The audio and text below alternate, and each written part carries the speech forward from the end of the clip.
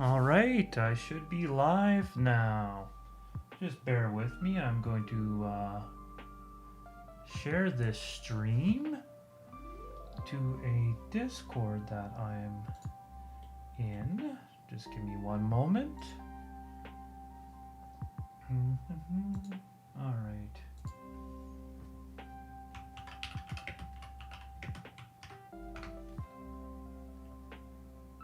I think that should work. Okay.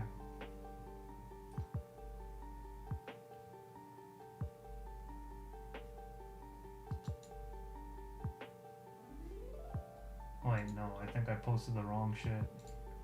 One moment.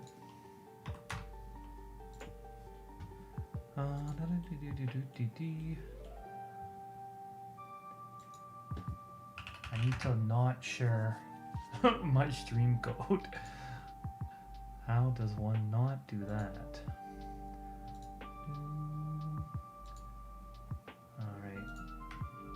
Sorry, just give me 1 second. I'm just getting some things set up. Sharing this in a Discord of other altruists. Hopefully some get in here, and if anyone in chat needs some tips or anything, I'm sure that there'll be some altruist in here to help with that. Okay, so today I've got Omnath, Locus of Creation, and I just need to adjust the positioning of my main time-lapse camera here. The one that all y'all are watching on should be locked in. Feel free to tell me if any of the audio levels need some tweaking. I think I've been using the same ones this whole time, so that should be good.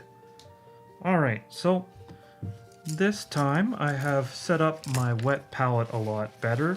The only thing I need to do right now is just get some of the excess water off.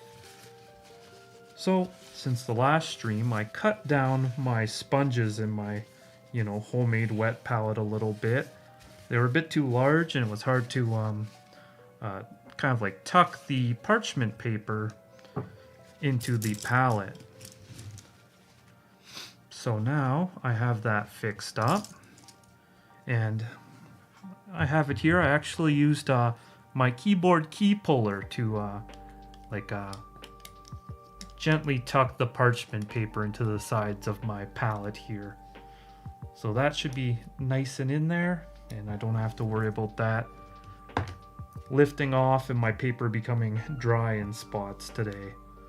But I'm also just gonna get some of these bubbles out here, and then here's my card, Omnath, Locus of Creation. Just gonna take it out of that sleeve there.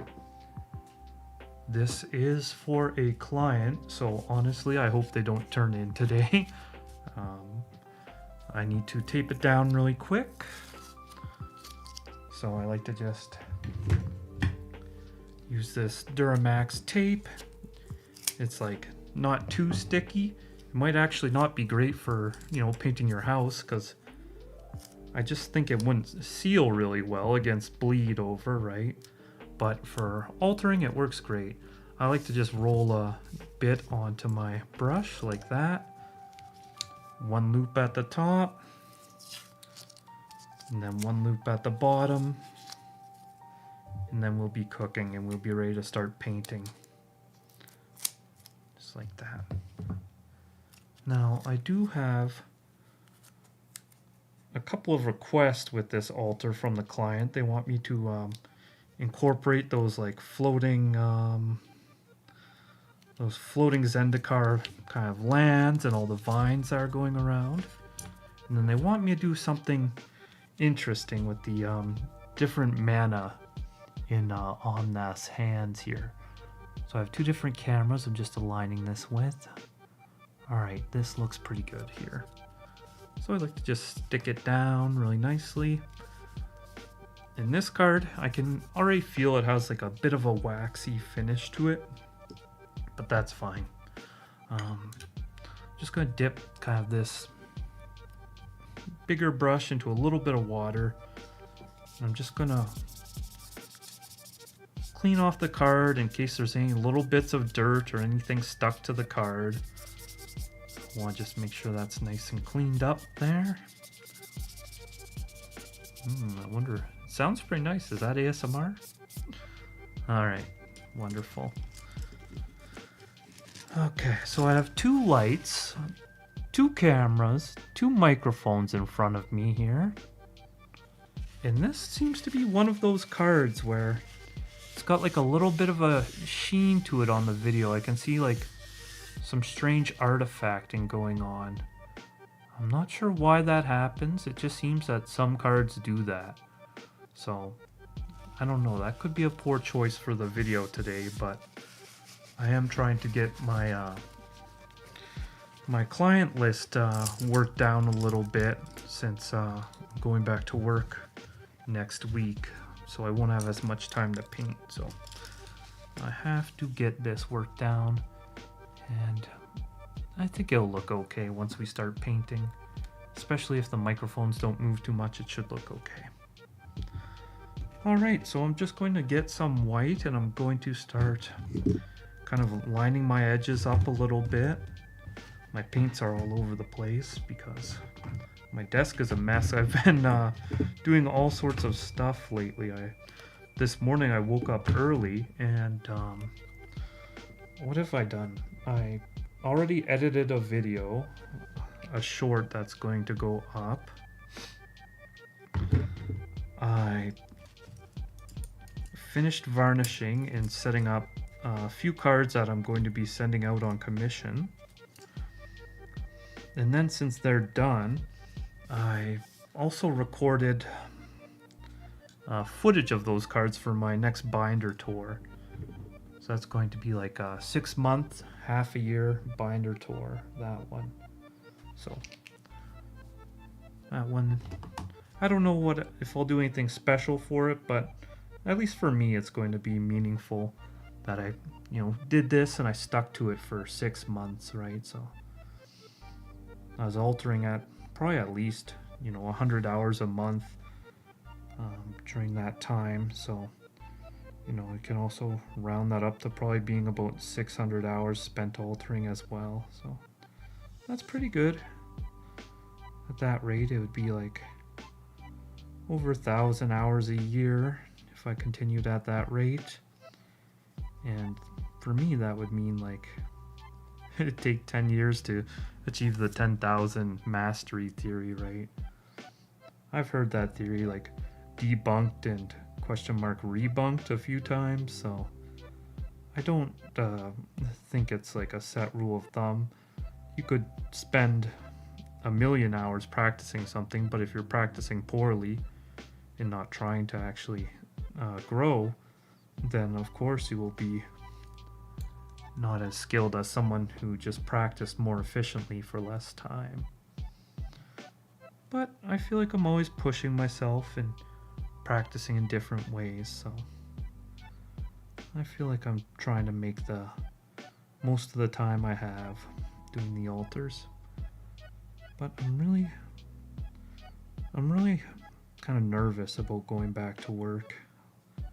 It is like I was off on WCB for some time because I got injured in the workplace and I suffered some traumas. But I shouldn't get into that, not on live. But I am nervous to go back. I think ultimately, no matter what I was doing, I would be nervous.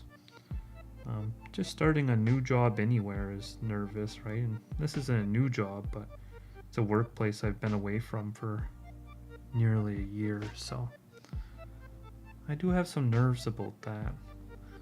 So I'm just going in with really thin white.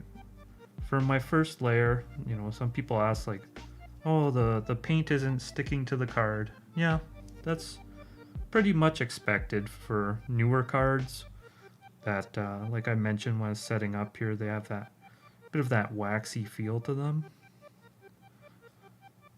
So it's not so unusual for newer cards that your first layer of paint kind of just like floats on the surface.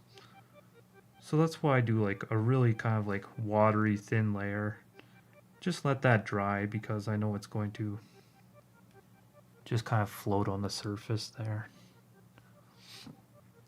And I forgot to start my time lapse, so unfortunately I'll have missed just a tiny bit of footage at the beginning on my second camera. Well, that's fine. No big deal. Does anyone really find the bordering part that interesting? Probably not.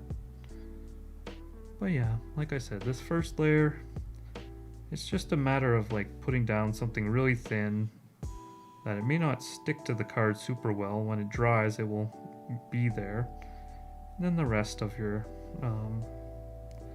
altar can go as normal.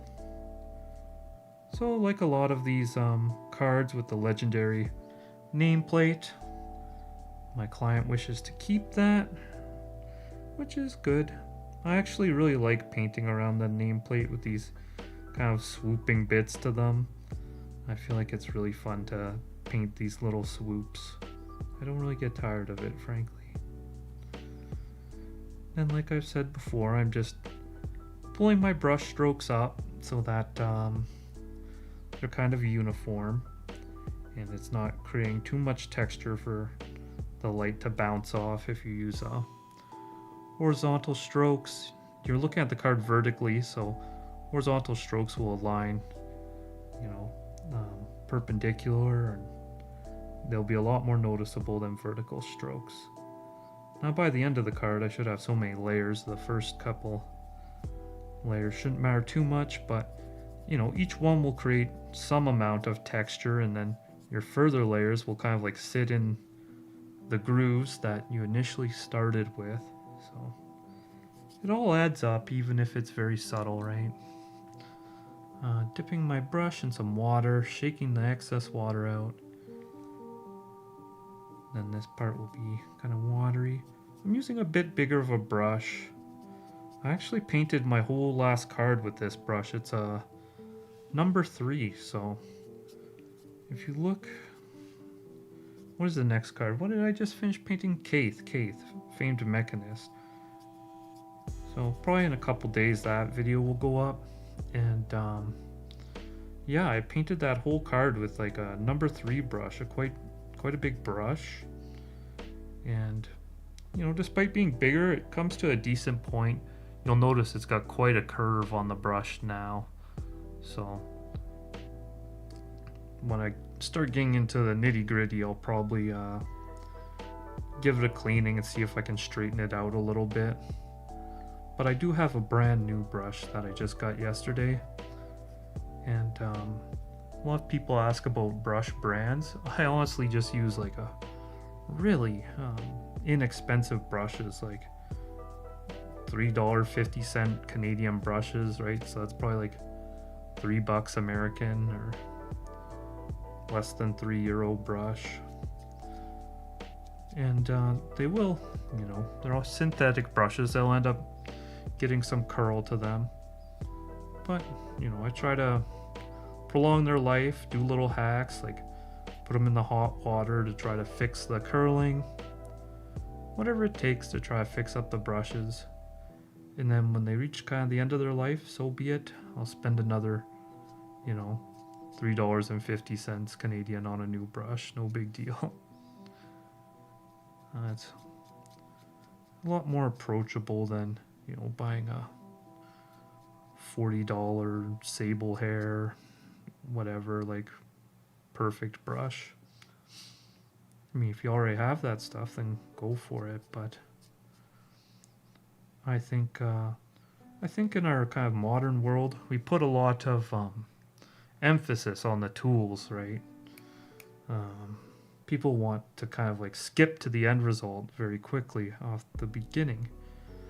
So we focus a lot on our tools when we should just be focused on the time and the process. Because no brush is going to make mistakes for you and teach you things, right? So you just gotta get in there and start painting, making some mistakes. I'm gonna paint this a little closer. I don't want the black bar here. I've been doing a lot of like multicolor gold cards lately. Frankly, I don't know what it is, but this like yellow bar, I find it annoying a little bit. Not like the swoops at the top. I like the swoops, but this yellow bar is kind of a pain in the butt. Okie dokie. I'm just going to double check some of my stream settings. I'm just a little paranoid I might not be broadcasting my audio properly.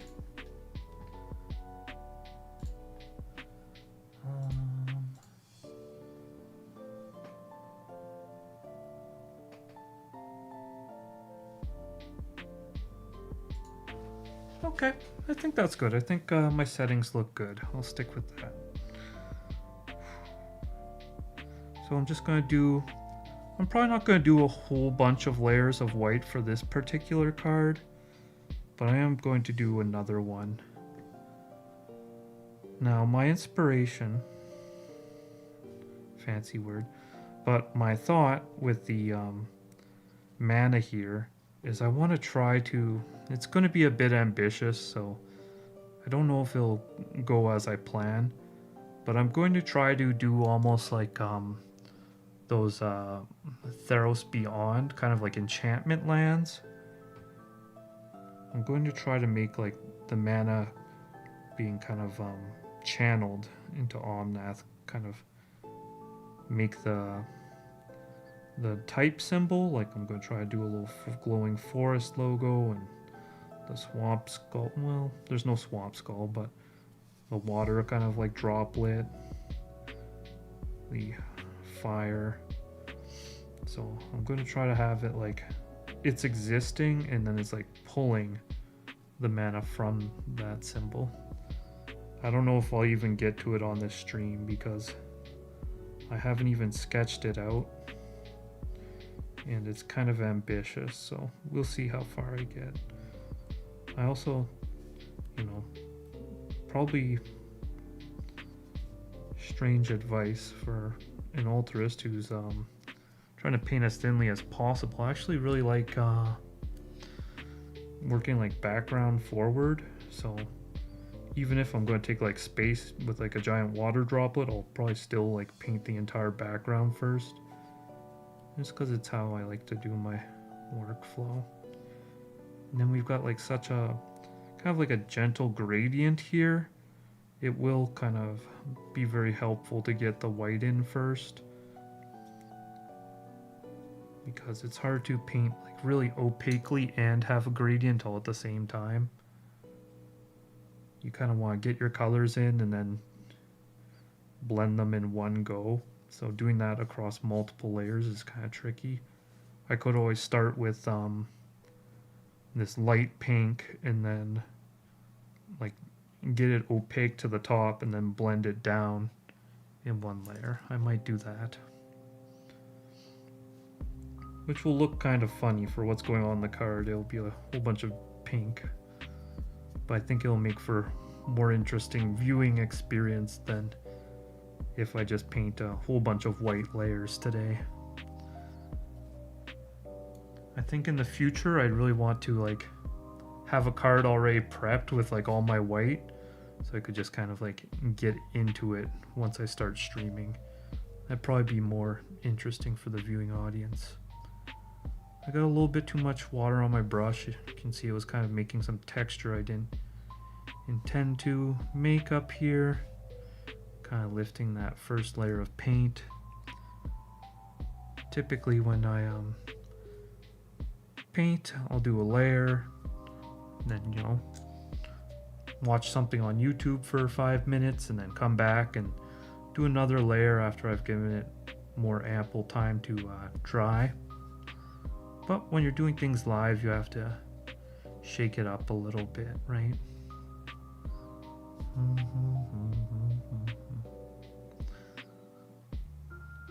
Everyone likes to keep these foil holo stamps. I always ask if they want to keep them, and typically people do. They say it makes it feel like a more authentic card, and I always think like, who would get like a fake card and then pay someone to paint on it? Like, I think if you have an altered card, it's pretty likely it's a real authentic card, because it'd be really silly to get a a fake card and then paint on it. It's like all that painting and time invested on top of a phony, a big fat phony. All right, wonderful, wonderful. I think I am going to, so what do we have here? We've got some floating lands and some vines. So I think I'm going to put these in. They're nice and dark, and I can put those in without worrying about layers so much. So this is looking like a very dark blue, maybe a bit of purple on it. And then I've got a whole bunch of vines here. So I think I'm going to put in some of these on top of the text box. Let's mix that up. So if I want kind of a purple, that means my best option is to start with my crimson. Where is my crimson? Here it is. Start with my crimson here. I'm just gonna pause my time-lapse camera because it's not gonna see this color mixing, so just have to remember to turn it back on. That's the problem. All right, so I've got some crimson, and then typically to make like a purpley, my Prussian blue works well with that. My ultramarine blue does not work nearly as well with my crimson to make a nice purple. Something about the cool tones of the blue, or the warm tones of the blue and the cool tones of the red, I don't know. I can't keep that in my mind. You know I should, because I'm painting so much, but it just does not stick, frankly.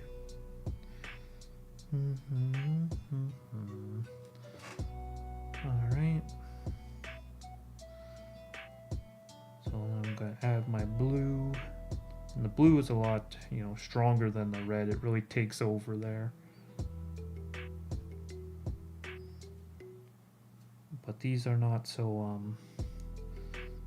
they're not that colorful. They don't have that much saturation to the color. Just a little bit. So then I'm going to kind of desaturate it with a little bit of black and white. I'll probably err on it having less saturation because it's always easier to add the color. Well, I have white on here. It's a lot easier to add the color than to add the texture. So if you get kind of like your texture right, then you can do washes over that a little bit to add some color. But if your texture isn't right and your color is right, you're gonna have to basically redo it. Okay, so I'm just going to lower the saturation of this purple that I've made with a little bit of black, a little bit of white. And the black has like a subtle blue tint to it. This is Mars black. It's kind of got a cool tint to it. So it kind of like counts a little bit as blue, right?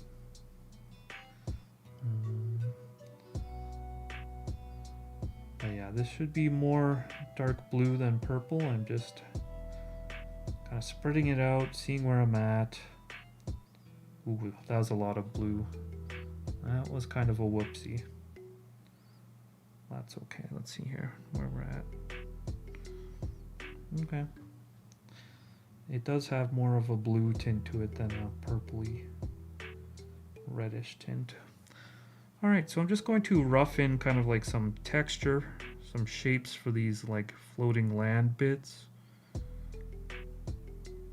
And I'm going to kind of cut it off a little bit at the top because I'll need something a little bit different for that foliage. But this is more or less kind of the shape I'm imagining this piece of land having. Maybe a little bit more straight on that edge. And And like I said, the kind of like fluffy bits at the top, the foliage, I'll go in with a little bit of a different color to try and match those.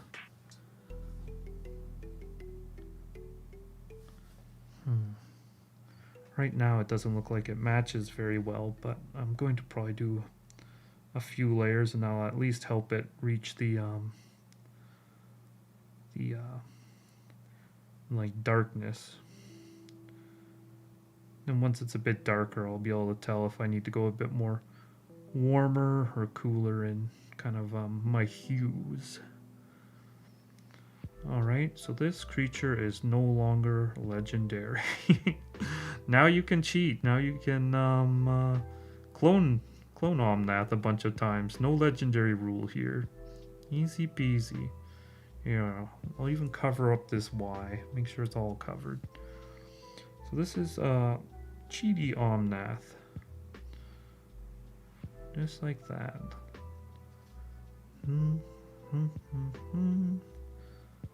Alright, and I'm just pulling all my strokes upwards, like I said before. Just reduces the texture a little bit. I'm just dotting in kind of where it's uneven a little bit.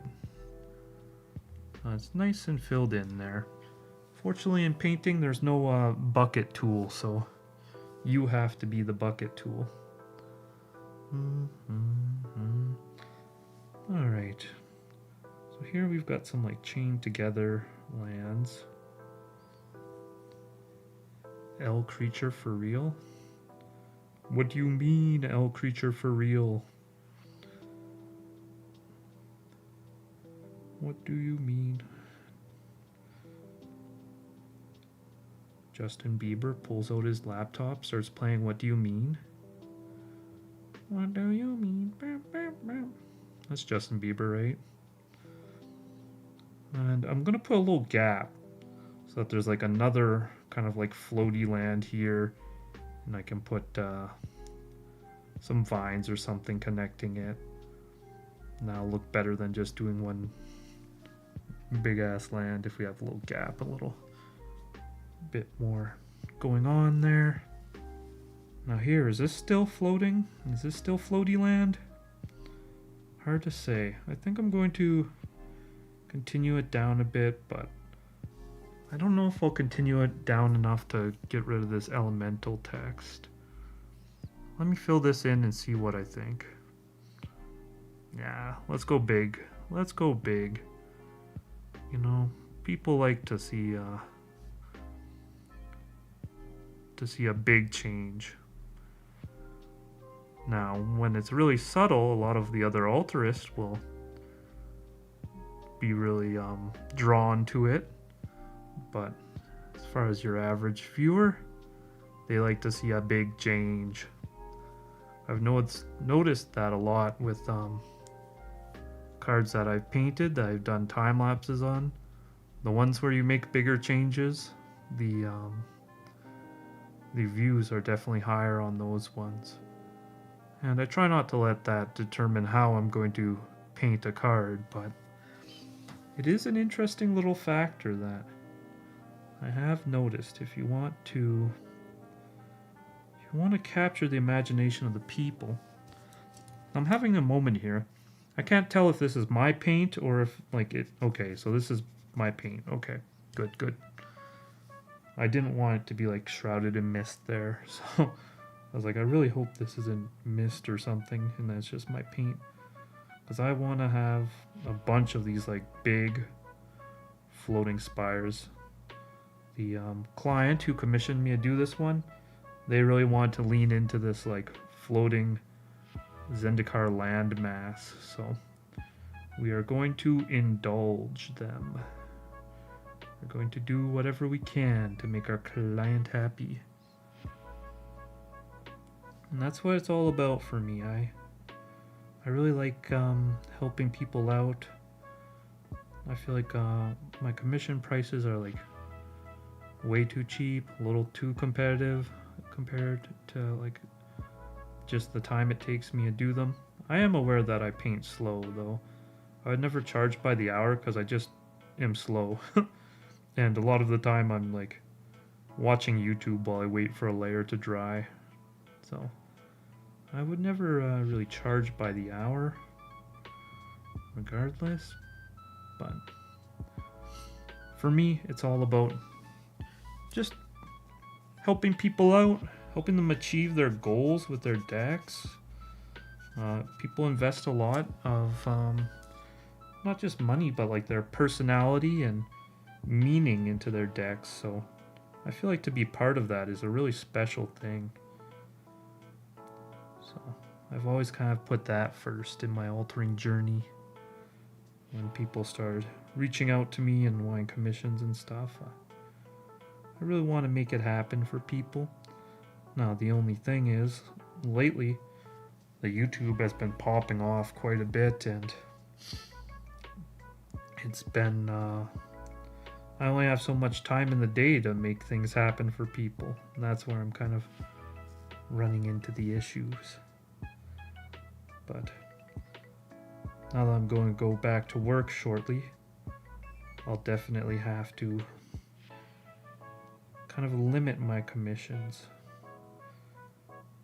But these things come in waves, so I'm sure YouTube will stop showing my stuff to as many people for a while. It'll calm down and it'll all work out. Ding, ding, ding, ding.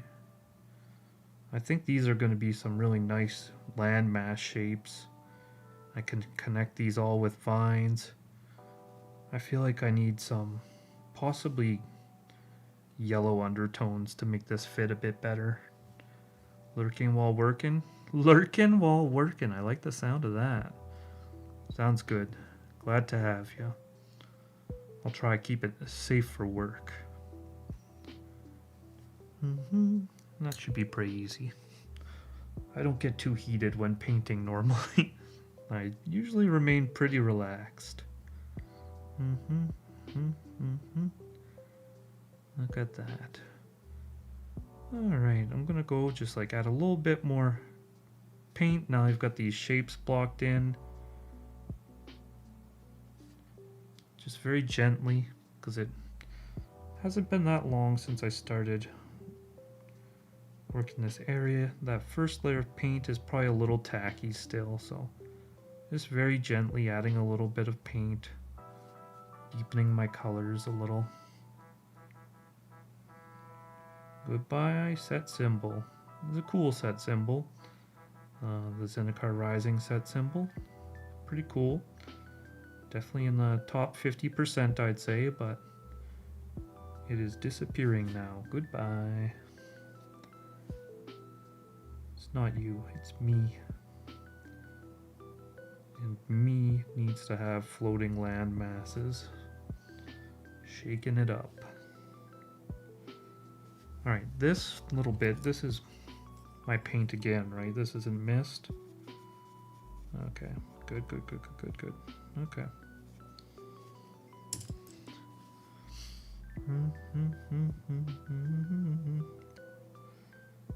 And a little bit, adding a little bit of color there. We're starting to get some floating land masses in the action here. Now I could make some more.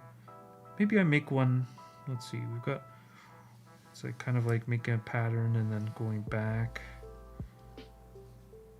I think this is good for our floating land masses. I think if I do my like sucking the mana out of a mana symbol up here, my forest goes up here, plains here, island in here somewhere. I'm gonna probably like cut off the card a little bit, and then I don't know, the mountain. I don't know. We'll figure that out when we get there.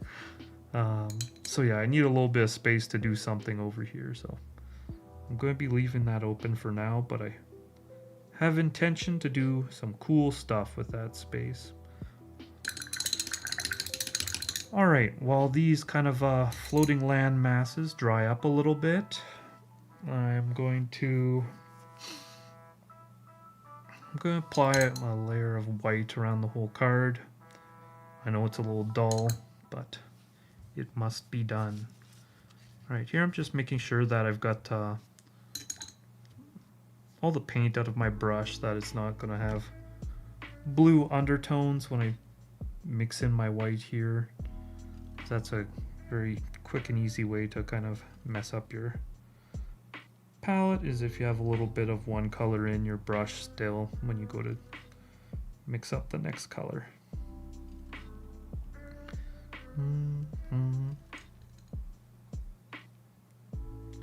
Just need a little bit more water. My paint is kind of dry. It's going on a little thicker than I'd like here. I like to paint super thinly, especially with my white layers, just to get them all kind of blocked in and have a nice even surface that I can paint on for the rest of the card. Especially since I'm going to be doing like a gradient. I'm going to do like washes to achieve that effect. And those washes will be very thin, so they won't have much texture of their own. So if there's a lot of pre-existing texture and grooves, then that really thinned down paint is going to get stuck there, and it's going to pick up the appearance of the brush strokes that are already there.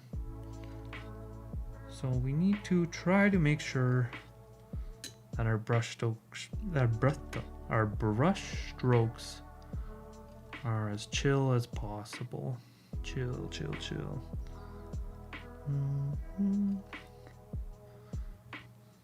So just went back, cleaned those up a little bit. Adding in our swoopy doopies here. Oh man, this time lapse is going to be brutal. I forgot to unpause it. Oh well, maybe I'll add some drama to it. It's just gonna be like, whoa, look at all those rocks just appeared. I guess we will see. Dang nabbit, eh? There we go. Fix that up a little bit.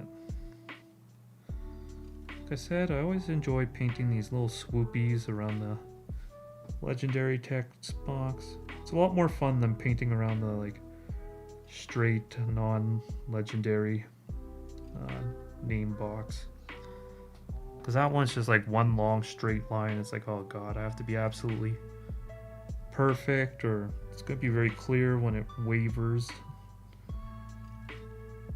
So I always appreciate the legendary name box for that.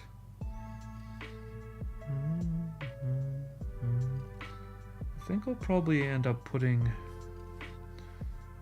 some more land masses, like 1, 2, 3, and then maybe like just off the edge 4, and then that'll have like a really strong foreground effect. That'll be interesting.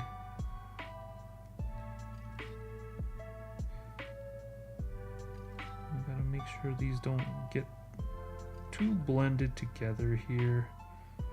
Make sure they keep a little space between them.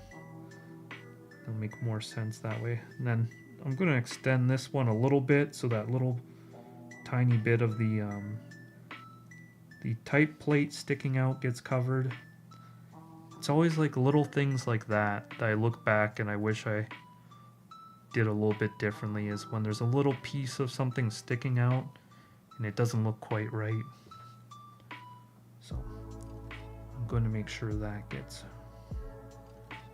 covered up so it's not sticking out.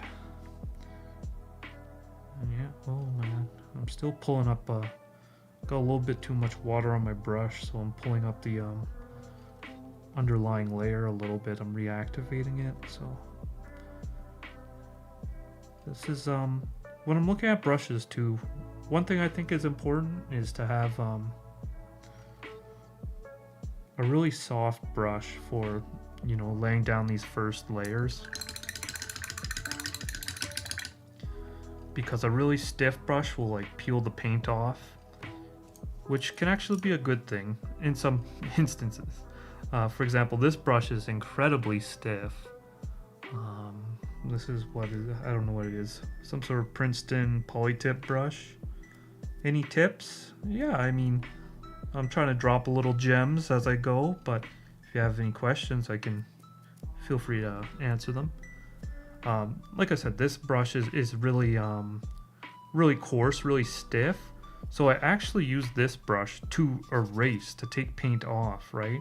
So if I wanted to reshape one of these land masses here, if I wanted to make it a bit more sharp, I like this brush, even though it's not great for applying thin paint because it's so good at taking it off, but I actually lean into that and use it to take paint off, right? So sometimes even something that seems like a negative can be a positive. I think what I just noticed is I'm going to cover this L. That's what the guy was saying. L creature for real. I was like, what does he mean, L creature? I think Omnath's pretty good. It's because I left this L here. It just said L creature. Okay, I got you. SMC player, if you're still lurking, I got you. I finally understand what you meant by L creature. Yeah, I'm going to cover up that L so it's not an L creature. I'm going to bring this down a little bit. Looks almost like a hand right now, which I don't really intend, but it's not the end of the world. I'm going to do a round of coloring in my little floating bits here while my white dries up a little bit. And these need to go a little bit darker, but I need to figure out my undertones a little bit.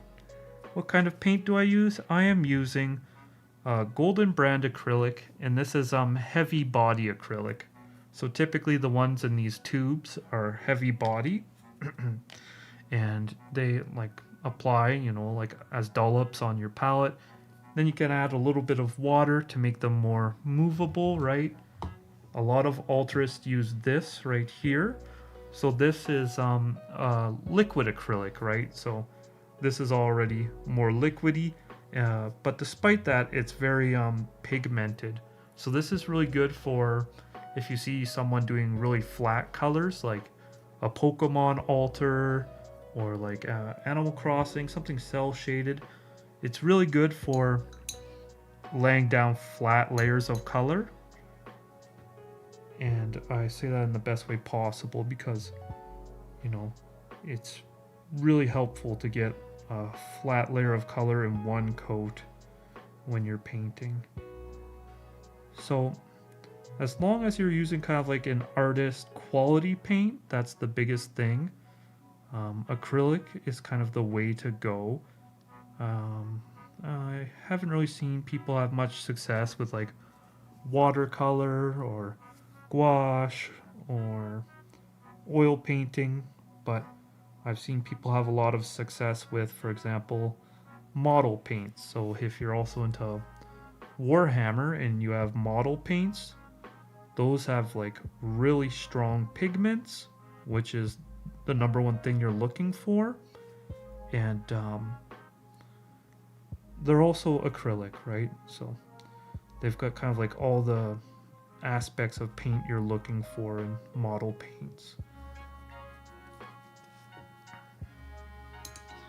Yeah, my first altars I used some relatively cheap paint. I used some dollar store paint, and that altar had a lot of purple in it, which is like notoriously difficult to color mix and have like that brightness. Is like a very bright purple.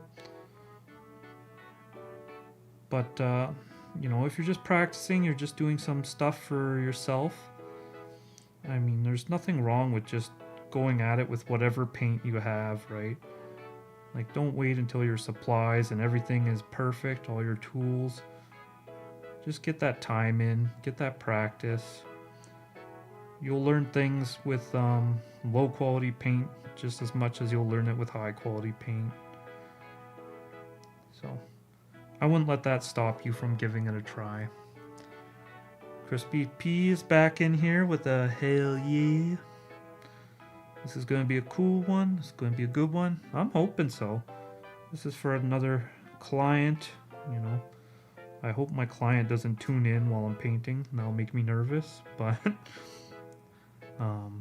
they really wanted to go with this Zendikar floating land masses, so I'm going to lean into that and really make some big chunks of land floating in this one. And I think that's going to be a pretty fun time. Let's go. A lot of cool shapes. I want to put one like up here. Then we can get some like foreground vines as well. That'll look nice. The nice thing about doing these kind of big land shapes is like it's just kind of like some chunky textury shapes. You don't need to overthink it too much. You can just have fun with it. I kind of like this kind of shape with that conical base to it. So yeah, I think this is going to be a cool one when it's done, but I also think it's going to be a really fun time to alter. So I know that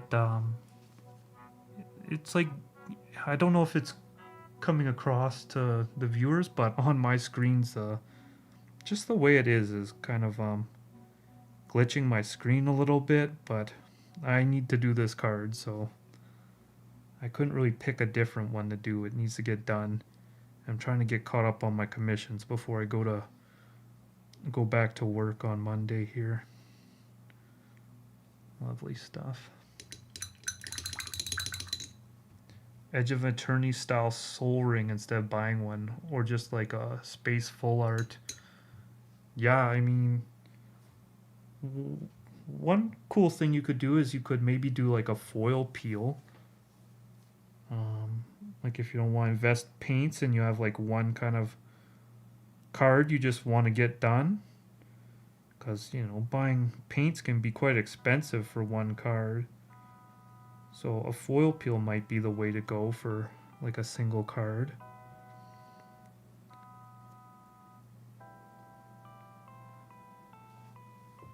I have a question. Do you seal the card with something after finishing? Yep, I use golden satin spray. So that is a spray-on varnish. It's archival quality, meaning that it doesn't turn yellow after time. It remains translucent and clear. And so far on my cards, I've shuffled them up quite a bit, and I don't have any chipping in mine. None of the paint's chipping off. The varnish actually really helps kind of blend the card art into the painted bits too, or vice versa, I suppose. Because the card art is like glossy, right? It's shiny, it's reflective. Whereas the paint, it's matte.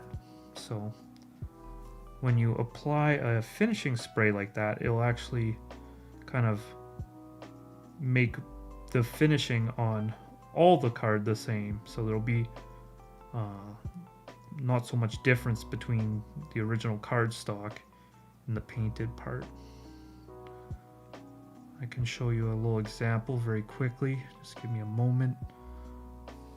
Yeah, this is kind of fitting how I imagine the card. Nice. So I just varnished a whole batch of cards. Let me just get up for one moment. There we go. What decks do I run?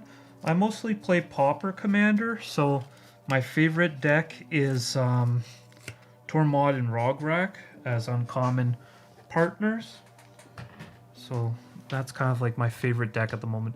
So this is like a lightning bolt that I recently painted, and you can see when the light kind of like hits it at that angle there, you can see the difference between the paint and the varnish, right? Sorry, the paint in the original card, that's like a lot more noticeable before you varnish. And then after I put a sleeve on this, let's see, I need a clean sleeve. A lot of my sleeves have dust on them right now. But after I put a sleeve on it, then that kind of like difference between the card and the art becomes even less noticeable, right? So the spray helps kind of the finish get closer to each other, and then adding the sleeve really makes it seamless there. Pretty cool. Wait, you've seen that art before? Yeah, I uploaded the lightning bolt not long ago, just a few days ago, so if you had Magic the Gathering related shorts coming up while you're doom scrolling, then it might have popped up, because YouTube, it kind of like popped a couple of my more recent videos have definitely popped off a lot more than my older videos. I'm not sure if it's because I became partnered or YouTube is just like recognizing my game. I have no idea. But yeah, I've definitely popped up a little bit recently. I altered a Jolly Balloon Man, and I think I accidentally like rage baited people by saying I thought it should be Rakdos instead of Boros. And a lot of people made some really good points in the comments about the effects and the flying of the balloons and this and that. But I was mostly just going on like art vibes. It just feels Rakdos to me, right? But yeah, a lot of people commented about how they felt about the card. And I was like, wow, the power of rage baiting is real, but it's not really my style. Other decks I run, it's funny because I run the Tormod Rograk, and then like for my like big boy, commander card, I run like Emotech Stormlord, which is basically just like more combo-y artifact Tormod. I just like moving stuff in and out of my graveyard a lot, and making a ton of tokens. So either the table gets drained out from token aristocrat-y things, or I just have like a massive horde that I can swing with. And that always kind of pleases me.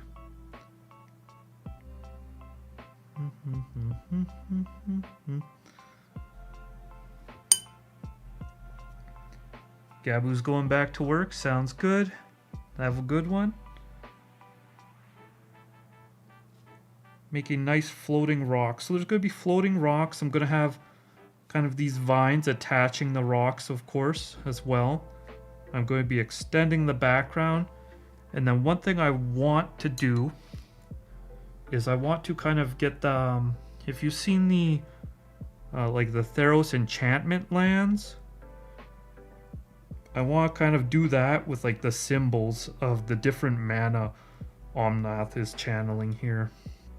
So I want to have like a kind of like big floating foresty green mana symbol that's kind of like being sucked away by Omnath. Then a plains one kind of in this top. Big water droplet. And I'm not sure where I can get the fire one. The mountain kind of plain symbol. But I might have to, sketch that out after stream. I'm going to see how far I can get. I'm going to try to extend the background, and then since this is all like transparent effects, I'll do the background first, and then I'll try to put on these transparent effects. Gut with Inspiring Leader. Yeah, that's a pretty strong combo. I like Gut. I just want to play like Rakdos Gut.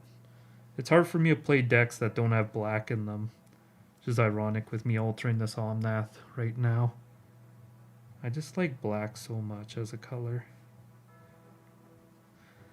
But the black background is like 3 mana to have a pinger. Like an aristocratic artifact creature pinger. But it only pings if your commander is out. So you need to also put out your commander. And by the time you do all that, it's a lot of mana investment.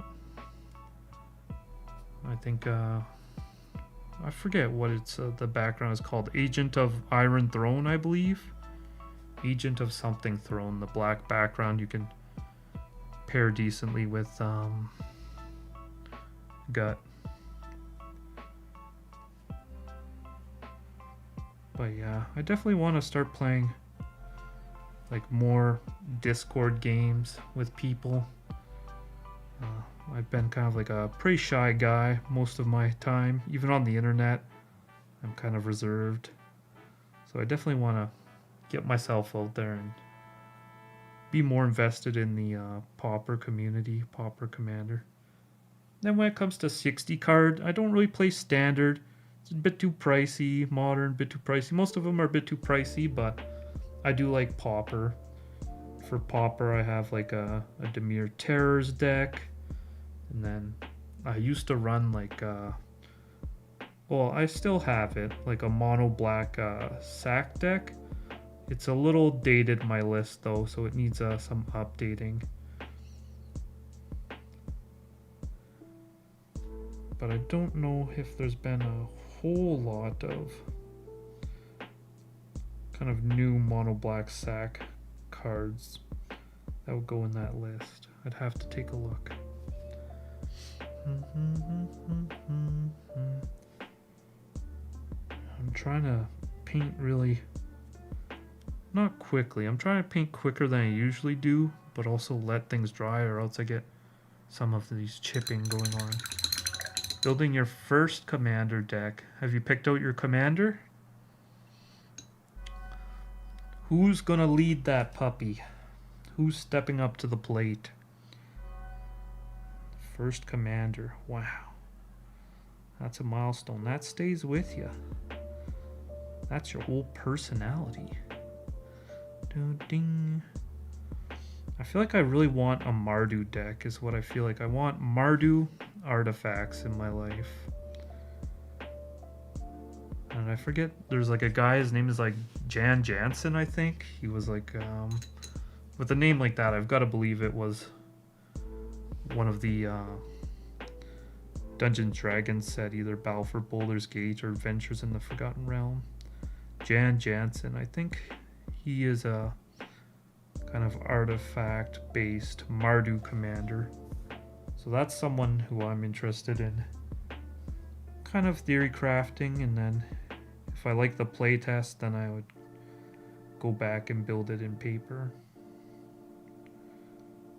But I'm addicted to like the Pauper kind of like 2 mana artifacts that you sacrifice and get big value from. I really like that as a strategy. Just blowing up my own stuff, that's what it's all about for me.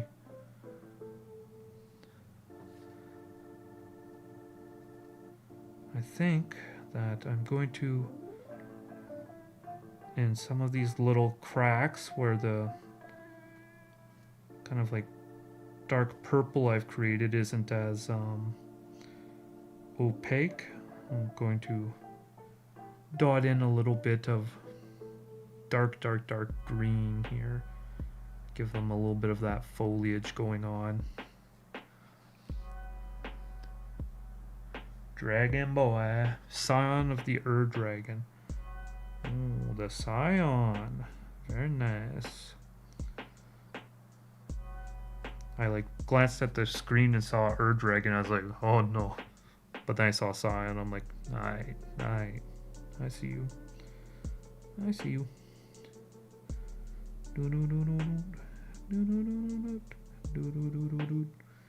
Hey, look at that.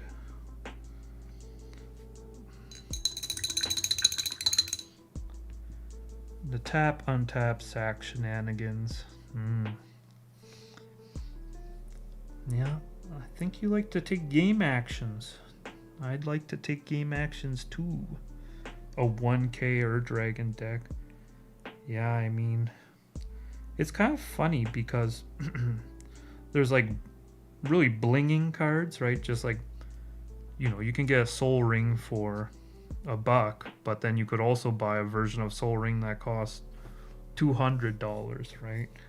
And it's really funny when some decks have like no blinged out cards, but they're still like that expensive.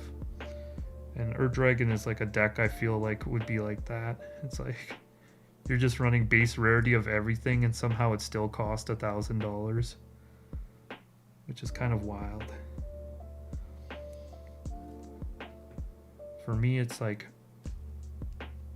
I I run like all these like cards that cost less than $1, but then I'll end up finding my favorite versions of them. It's not about how much it costs, it's just my favorite version. I always want to run my favorite version. I kind of had this theory with Pokemon, like collecting Pokemon cards. I think a cool collection would be you have one of every Pokemon that, you know, got made. Or if you're not interested in some Pokemon, then you just don't collect that one. But you have one of every Pokemon, and when they print one with an art, whatever your favorite art is for like Haunter, you have one Haunter in your collection, it's just your favorite art.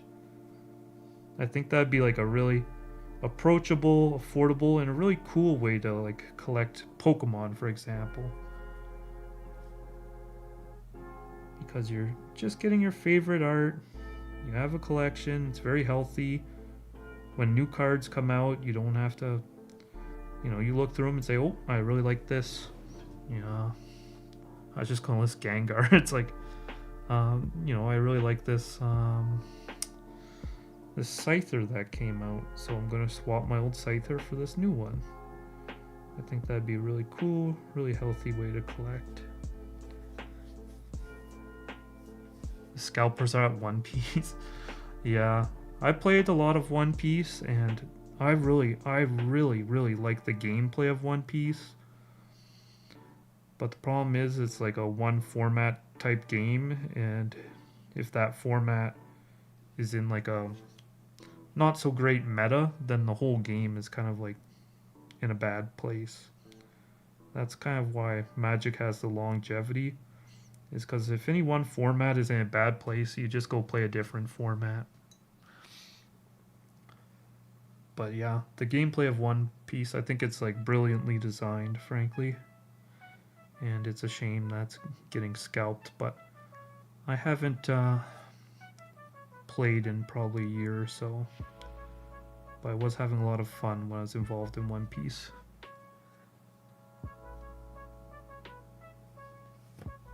The one dude with all the banned Japanese cards. The banned Japanese, the banned One Piece Japanese cards. Dun, dun. Yeah, I think there's like pretty like cool and healthy ways to collect cards. And I think there's like some pretty like weirdo market manipulation ways to collect cards as well. So you gotta be on the right side of history when you're collecting cards, or you're gonna end up in a moist critical video. From Pokemon.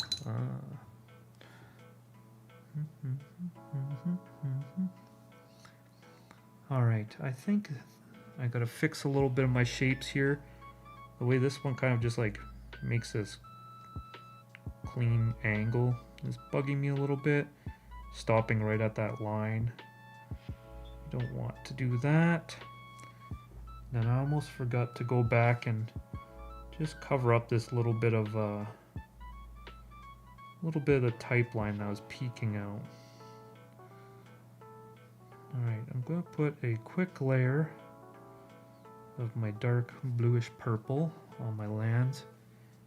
And then I'm going to try to kind of dry brush on some dark greenery up top here on all of them. So we'll see how that ends up looking. I don't think I mentioned this stream, but I'm still learning how to paint. Not a professional. I've painted a decent amount here on my cards, but I'm still learning. A lot of times I don't know actively what I'm doing. I'm just trying stuff until it ends up producing the effect I'm going for. And if I can't find out how to produce that effect, I'll start Googling, or I'll just go for something else. So my best advice is really to just try things and be stubborn until something works. Because that's how I've been doing it. I'm not naturally a good color mixer. I don't have perfect eyeballs for that. I just do it until it looks good. It looks right, you know.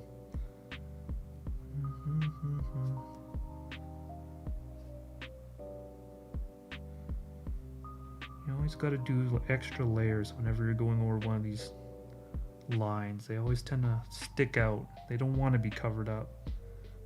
Especially if we've got like a blue and a yellow. Those are contrasting colors, so any little bit sticking out is going to stick out more than it would if it was a different color that wasn't as contrasting with the purples.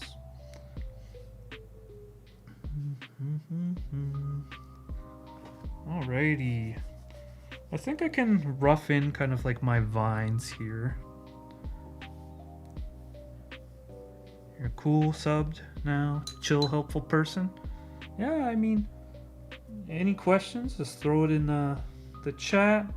Like I said, I'm not a professional. I'm just a guy who picked this up as a hobby, and some people like it, and I'll do some commissions here and there. But I'm really excited when I get comments about people who are starting to alter stuff on their own. I think that's really cool. So I really like when I can try to be a helpful voice in the space. Alright. This, I don't want to be too purple. This is going to be my vines here, so I'm just going to use kind of a gray that's not the same color as anything else to kind of make these pop out. And some people don't like when you put a lot of effects over the text box, but I will assure you this is what my client was hoping for. They wanted to see a lot of this kind of like Zendikar inspired viney lands. So if I was got a little tongue tied there. If I was going to make this card for myself, I probably wouldn't put a lot of effects over the text box. I don't have a great memory for memorizing every card in Magic the Gathering. But, you know, if this is your commander and you know it off heart, then it probably doesn't matter too much if you put the vines in. For my commissions, right now I'm doing like 60 USD for an extension like this with like effects all around, right? If I'm getting rid of the whole text box and going full art, I'm doing 80 USD, but I might just stop taking on full arts for a little while because I'm going to be going back to my full-time job soon, so I think I might just not be doing as many full arts for some time here. The full arts take a lot more time than the extensions. And I have done like full art replacements, like I've changed instead of like a extension, I've changed like what is it? I think it was Preston the Vanisher. I changed that into like a Bugs Bunny in a suit. But I don't do those ones as often either because they take a lot of time.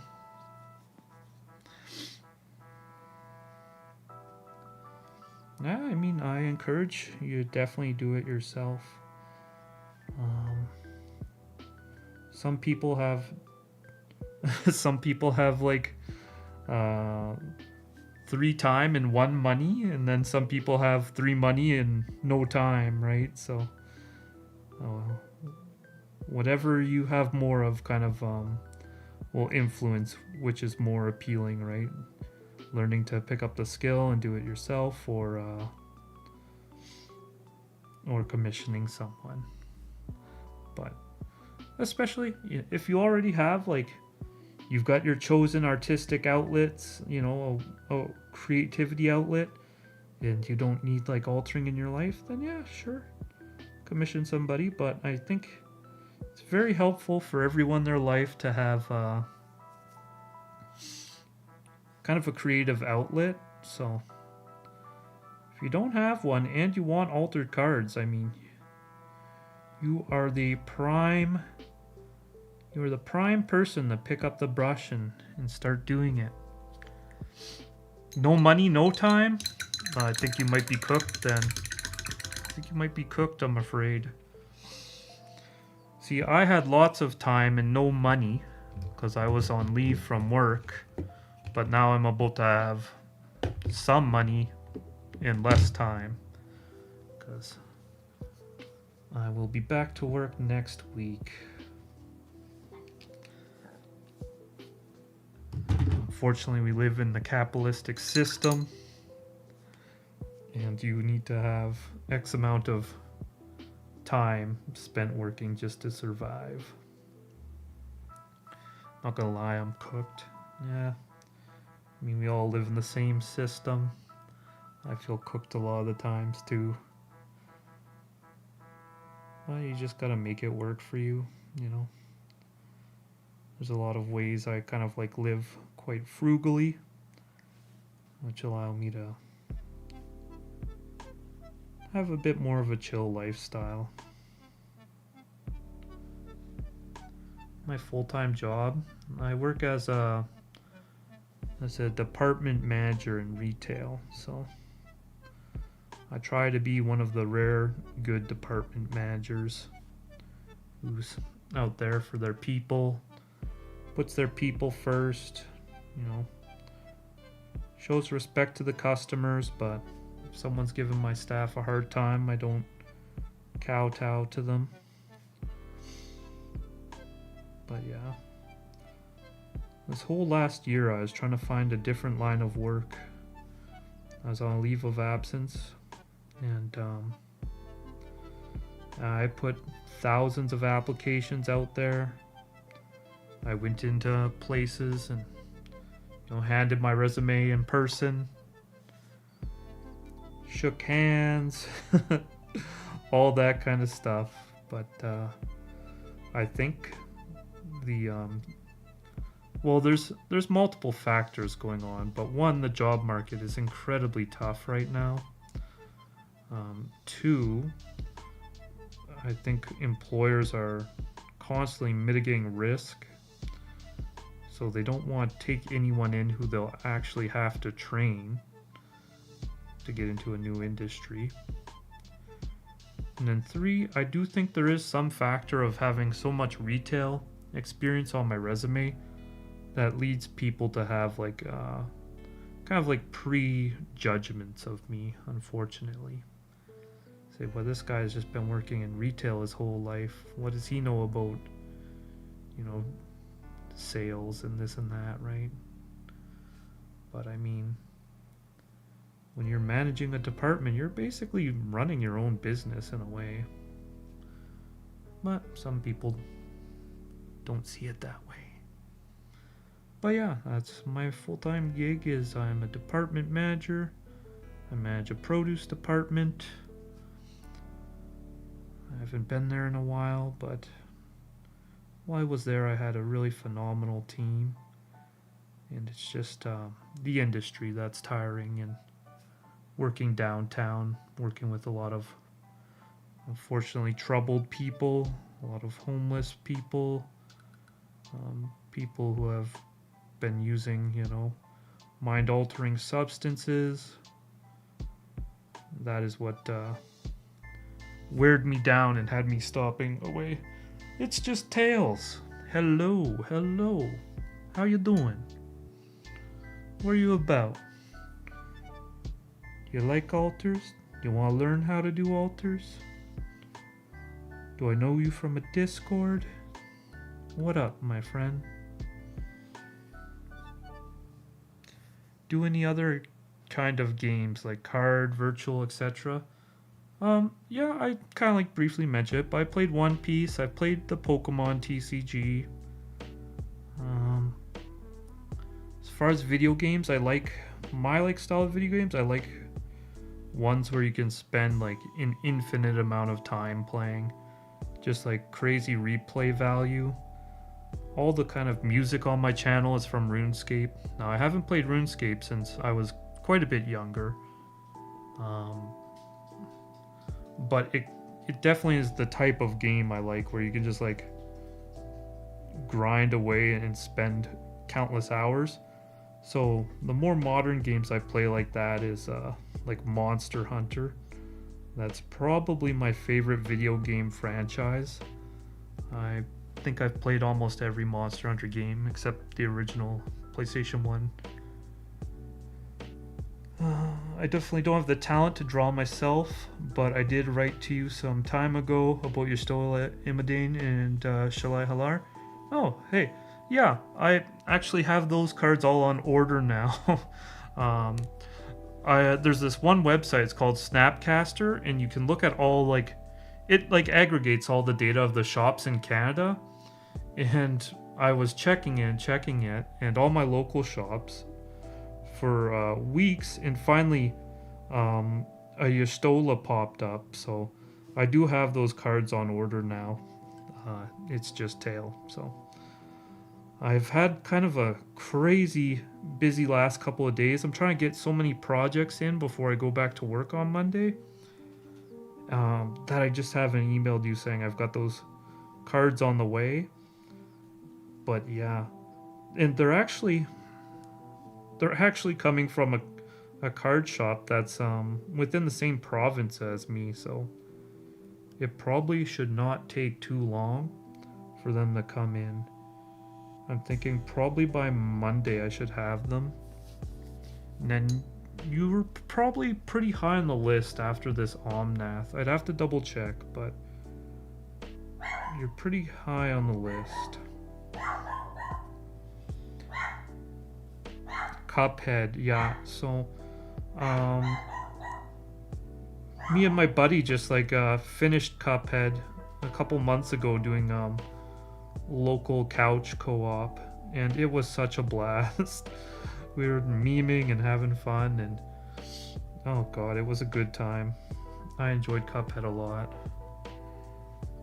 SSBU, Super Smash Bros. Ultimate, I'm presuming. Yeah, I'm like a melee guy myself. I used to, well, just one time I went to EVO and played in EVO for Super Smash Bros. Melee, and I had a good time. I played, if you know, Lovage on the main stage. I'm not sure how big Lovage is as a player these days. I think he might still do commentary, but I don't know if he does like any Smash Bros. Ultimate stuff.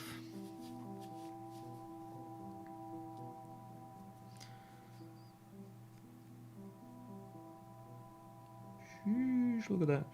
But yeah, like this morning too, I woke up early and I was doing quite a few things before I started painting. I was getting some orders ready. I finished varnishing a whole batch of cards. And then I recorded voiceover for another short that should go up on Saturday, I think. Saturday. And then I recorded a few cards for my next binder tour, since I'm going to be shipping them out probably after this stream. So, did all that, and then I typed up a script for a video I'm working on. I'm still debating if I should get that out the door or not, but we'll see. So yeah, I've been like quite busy. And then I want to set up, before I get back to work, I want to set up an Etsy and an online Shopify shop, just like their cheapest option. I think it's like $7 a month. My goal is to kind of finish up my queue of commissions and then maybe take on less commissions. Can you show some cool painted cards that I've done? I can. I have lots of other content about that, but I can like show off some quickly on stream here. So these are my batch that I have currently. I need to send in the mail. I've got Kaith, Fane Mechanist, so VOD for that should be coming up in a couple days.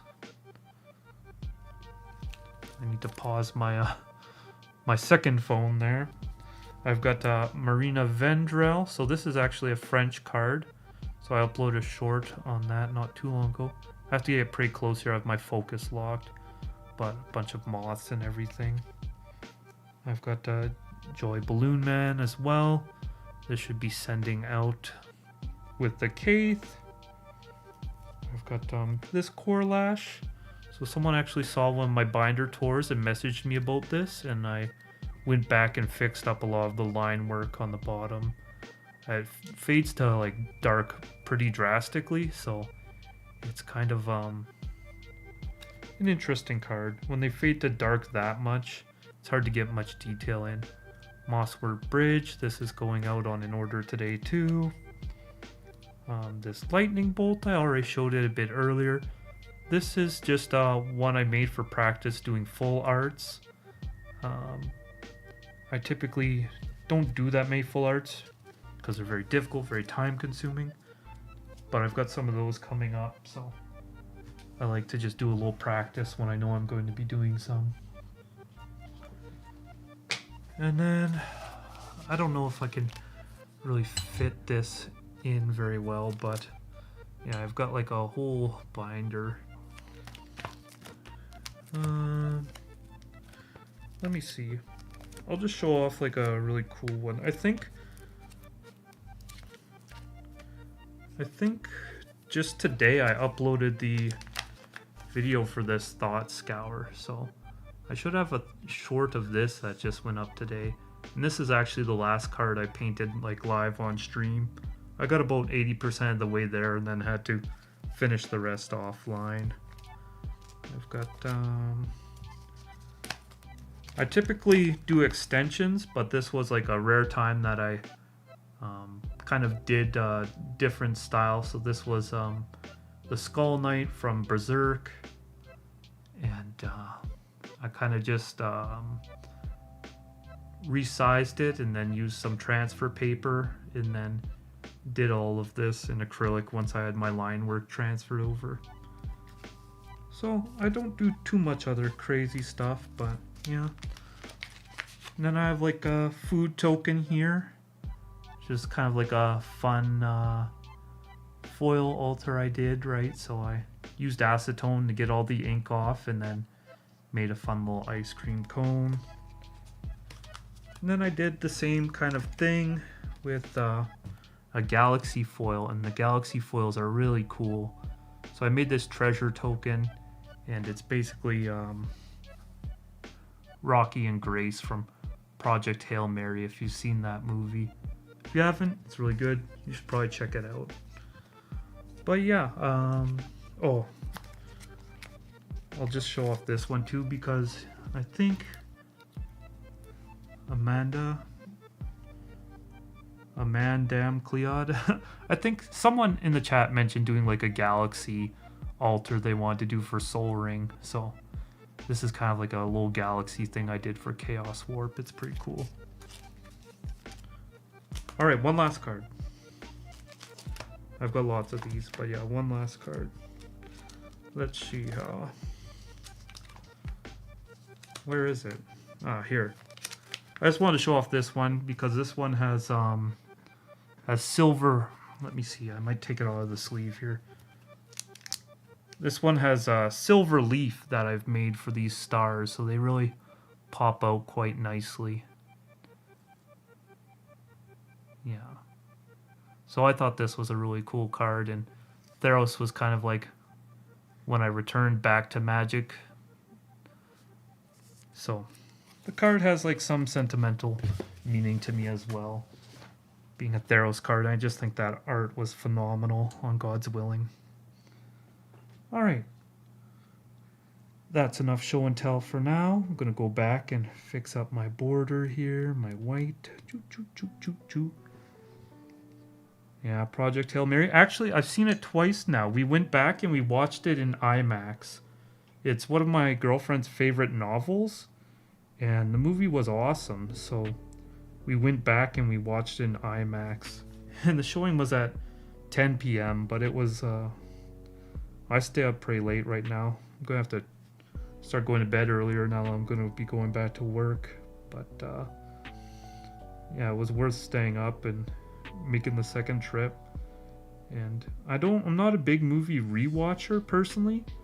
It's rare that I choose to rewatch, and I actually had a really good time despite that.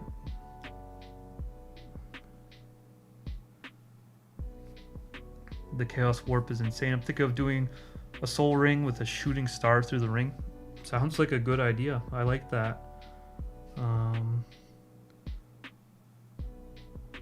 Do you have like any supplies at the moment? I think if you got your hand on a galaxy foil, then the galaxy foils like automatically make it like really starry for you. You don't even have to like put in the stars. And then you could do the ring itself in acrylic, and then kind of any other effects you could do with alcohol markers, so they will be able to put color in, but the foil will still shine through. It's kind of a lot of steps, but they turn out pretty nice and unique. I think I enjoyed it the second time too. I don't know what it was.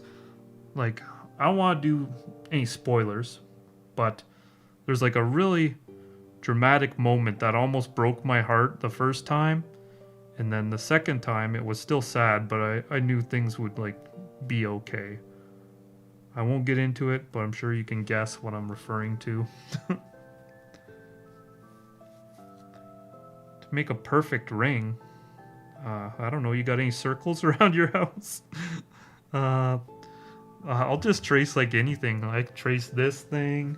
I'll trace the bottom of this paint here. If I need a ring, I'll use you know, any jar. I've used this. Actually, yeah, when I did that Chaos Warp, the Chaos Warp is literally this.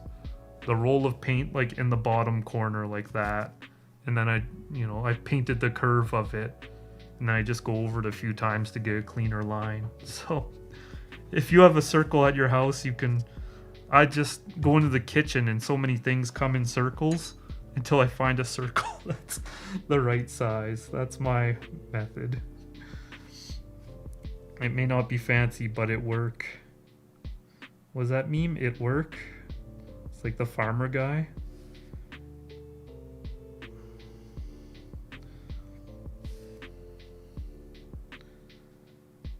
So yeah, basically find a circle and then trace it would be my advice.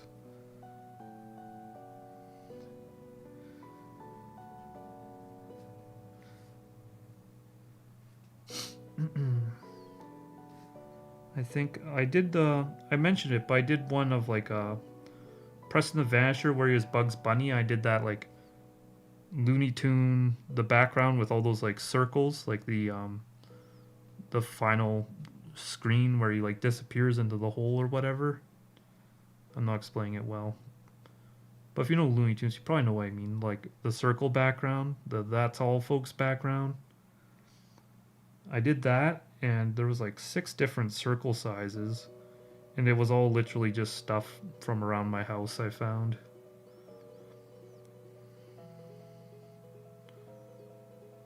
But yeah, your kitchen probably has 20 different circle sizes that you've never really thought of before. I think one of those circles was this toothpick container was the size of circle.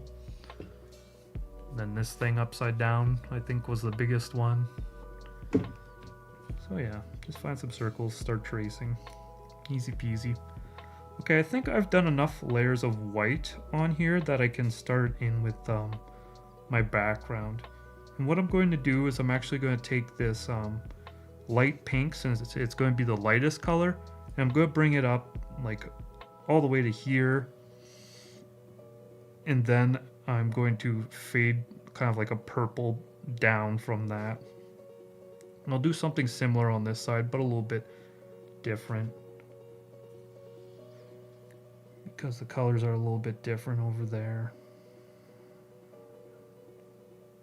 Got a little distracted. This is like very transparent at the moment. Alright, so I'm going to mix up just a really light pink for our sky. Just going to go in with cadmium red. This is really good, kind of like base red, like a primary red. Remove everything from the card. Well, it depends. If you're talking about foil, then you want to use 100% acetone, and that helps, you know, scrub off all the ink, and it'll just leave the foil underneath. If you're talking about, you know, a regular non-foil card, then I think the best way is just to paint over top of it, right? In thin layers. One thing I've done in the past, when I did that Sir Conrad, is I used acrylic marker like this. So this is a acrylic Sharpie, and I think I have one card already that I've screwed up with it.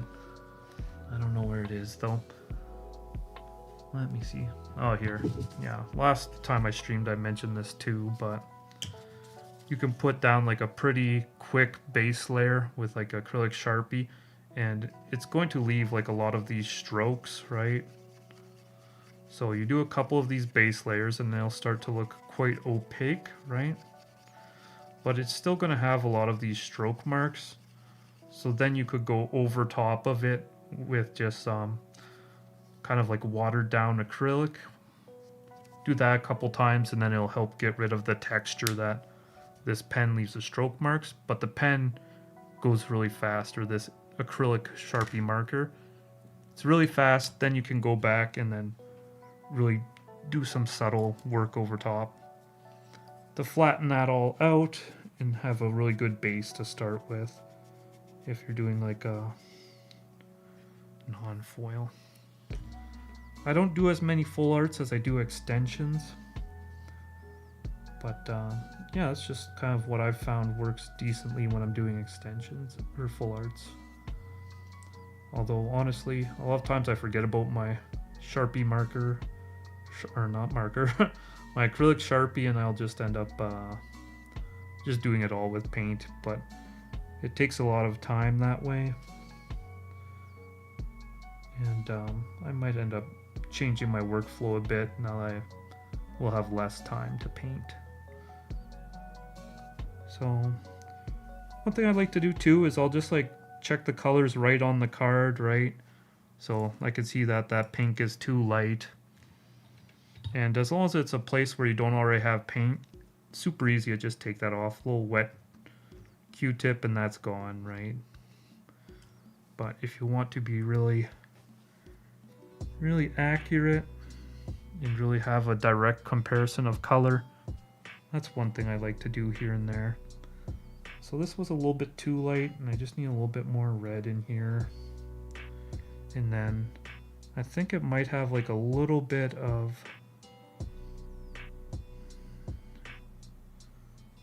yellow, just a tiny bit of like yellow will help it look kind of more cream colored.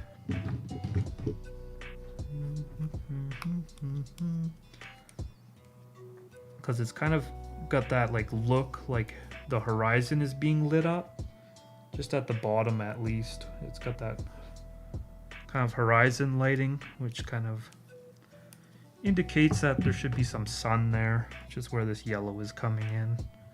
And as I go further up, less yellow. So, oof, a little goes a long way with this yellow though.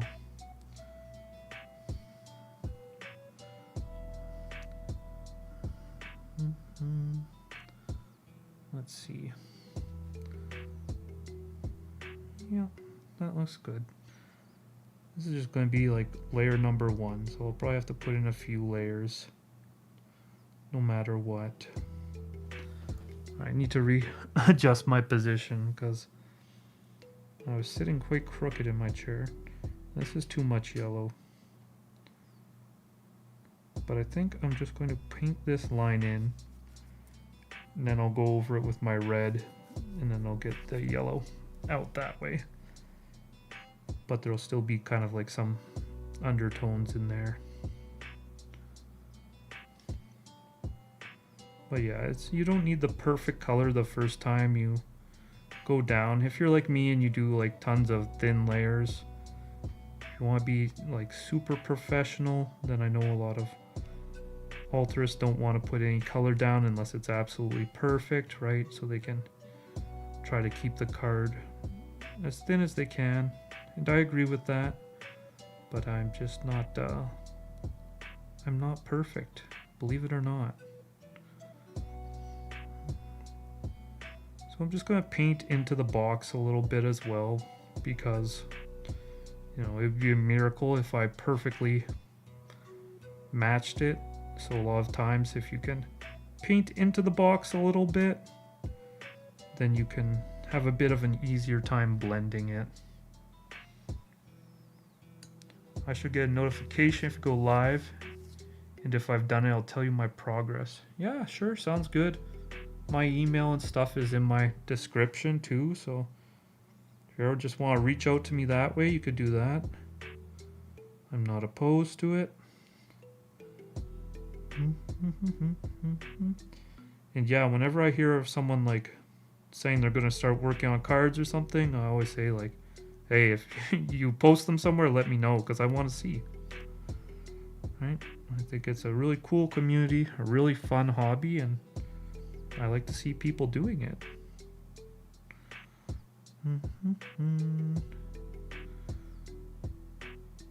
Lovely, lovely. Okay. Oh, almost lost my Q-tip. Alright, so that was a bit like too yellowy. Now I can go back in with a red. We'll keep some of that, you know, creamish colored undertones. But now I'm going to try to match it a bit more closely.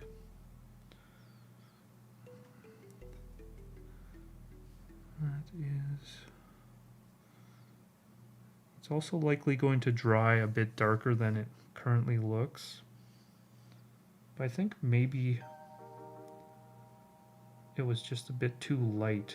I still think there is some orange hue in there.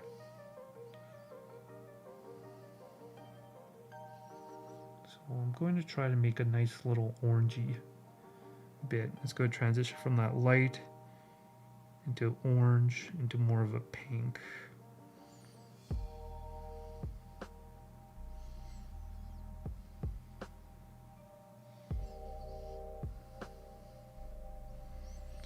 I wonder what time it is. It's about noon.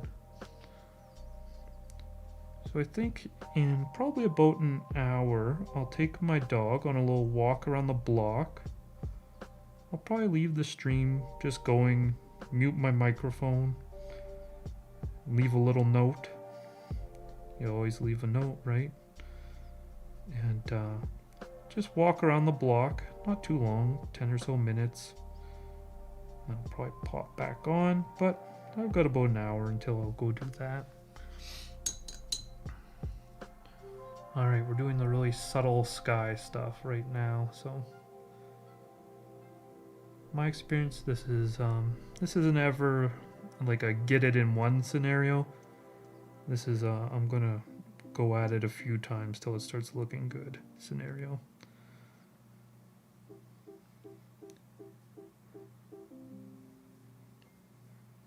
Oh, you're gonna like start today?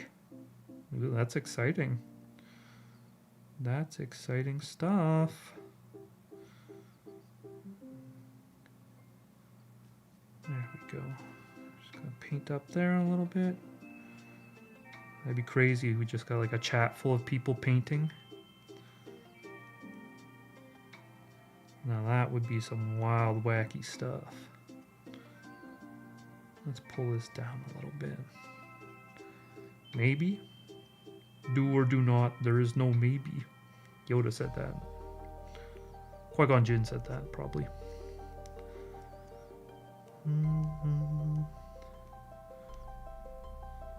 Some green magic here. Dude, Cuphead and chill? Damn. How far are y'all in Cuphead? Are y'all in like crazy hard mode? When I play with my buddy, we just did normal mode and it was challenging enough. We had to do it over like 4 hangout sessions, just mashing Cuphead. but we finally did it.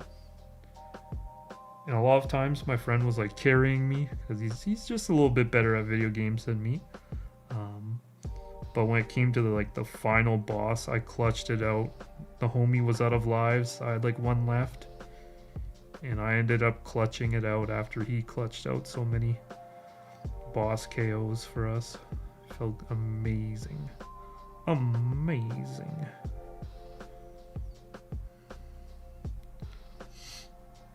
Okay. Not made it past the first aisle makes you sad? Oh, don't be sad. That means you have lots of game to play. No, I'd be sad if you just mash the whole game in 1 hour-long sitting. That would be sad, but you got an amazing game to play. And that's a win in my books. Alright, I think I'm going to water down my purple, and this could go well, this could go poorly. I'm going to start up top and just... Okay, I don't think it needs to be this watered down. That's a bit too much. I'm going to revive it a little bit. Hilda in regular mode. Can you remind me which one Hilda is? I have a hard time with names. I don't know what it is, but nouns are my kryptonite when it comes to memory. I have that problem quite badly when it comes to even remembering the authors of books I've read. Sometimes even the titles of books I've read. Okay. See, this is going to look really whack right now, but this is one of those situations where you just have to trust the process. I typically say that a lot when I'm streaming me painting because I have no other way of doing it but just to ram my head at it until it looks good. It's the first ship boss. Oh, I really like when you're a plane. The plane parts are so fun. I really like when you're the planes and you can go small on them. Go tiny mode.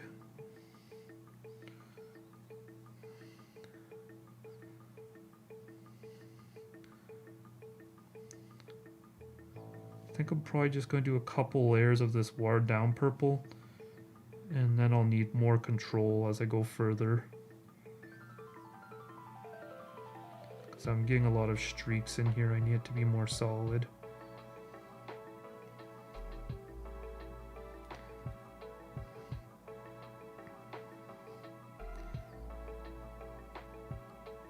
I mean, that's like the appeal of a game like Cuphead, is you want it to be difficult, right? Or Dark Souls. And it's funny because like you could have quote unquote less game, but you're getting like more enjoyment out of. You should be enjoying it at least. You're getting more enjoyment of like replaying the same parts, even if there's technically less game. But the game that is there is like really lovingly crafted as well. So we've got blue with a heavy tint of like green here because of Omnath. His glowy eyes. Alright, how's this looking? For background, I'm about it. Let's put it in. For your first few layers, you know, just get as close as you can, and then, you know, you can get a little bit closer as you go from that point. So yeah, we've got like a kind of like a blue with some green undertones, and I'm just laying in, you know, a really, oh my gosh, really thin layer. Accidentally peeled up some paint there. That was unfortunate. I bought the game knowing basically like I know the last part is hard, but like I know I can beat the first part with ease. Then I got my family jewels curb stomped and wish I didn't buy it. No, it'll be worth. It's worth. Yo, have you, like, I don't know. Playing Cuphead couch co-op was like some of the most fun I've had gaming in the last couple years.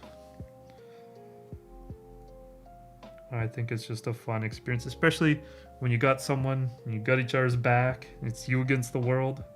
That's good stuff, in my opinion. Sometimes when I'm altering, it can be like spooky to like move on to like the next part of the card. I'm like, oh no, I don't think I'm ready to do this part. But a lot of times if I just like lay on a color roughly, just like I'm doing with this blue and just getting it on the card, it helps get rid of that that fear. And then from that kind of like loose base layer, it's just constant plugging away at it till it starts to look proper. Trying to get these little specks where the paint is pooling off the card a little bit. And then here at the bottom, I'm going to put in just like a little bit of this pinkish reddish undertone.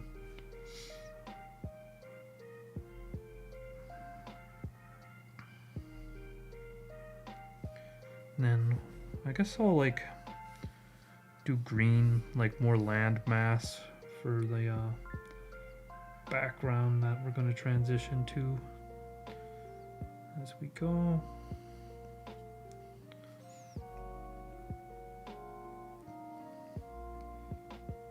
The beginning of the card is always like, well, the very beginning is boring. It's mostly a lot of layers of white, but like the stages where I'm at now, where I'm putting a lot of paint down in spaces, being bold and loose with it, it's probably like the more exciting part of painting the card. And then it goes back to being not a slog, but it ends up being like slow, meticulous progress again after that. A lot of times when I'm not exactly sure what I'm going to do with a section, like for example this kind of like landmass here, is I will just block it in with a really light gray, so at least it sticks out from everything that's currently white. So I'm probably going to block this out with a little light gray action, make like a hill, and then I'll probably put in, you know, a low saturation kind of like green to see how I feel about that front being green.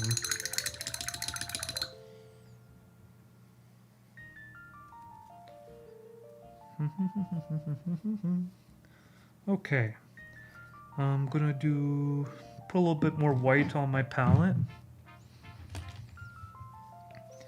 And like I said, I'm gonna block in that mountain, just make it a little off-white so it sticks out.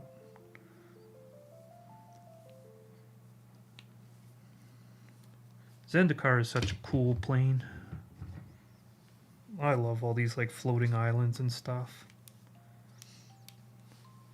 It's a very magic plane too. There's so much focus on, you know, the colors of the mana in Zendikar. My favorite magic color is black. Black. My favorite school am I picking for Strixhaven? If I had a school tier list, how would it go? My school tier list would be, let me think. For aesthetics, my aesthetics would be Silverquill, Lorehold, Witherbloom, what's the other one? There's Prismari, and what is the one I'm forgetting? Green, blue, Quandrix, right? So for aesthetics, it'd be Silverquill,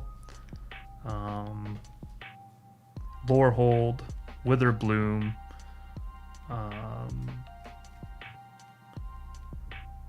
Quandrix, and then Prismari. As far as the gameplay mechanics, I'd probably say my favorite is Lorehold, and then Witherbloom, then Silverquill, then Quandrix. No, then Prismari, then Quandrix. Flip them for that one. So for gameplay, my top is Lorehold, and then for just aesthetics, my top is Silverquill.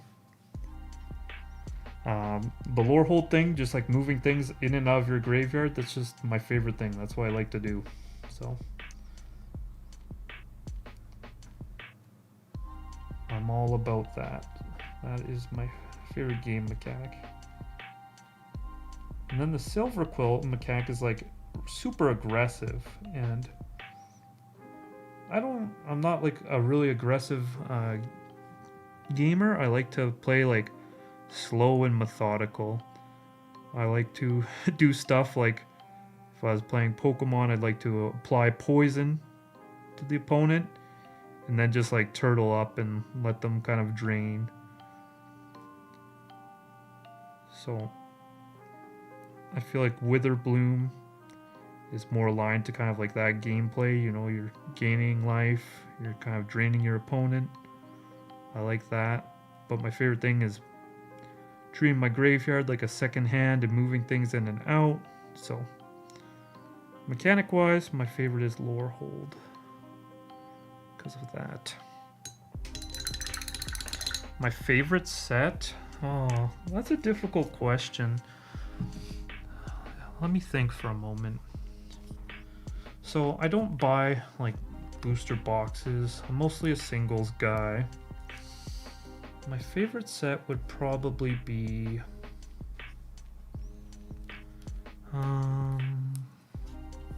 my favorite plane is Mirrodin, but I don't have a lot of experience. Mirrodin was a bit before my time, gameplay wise.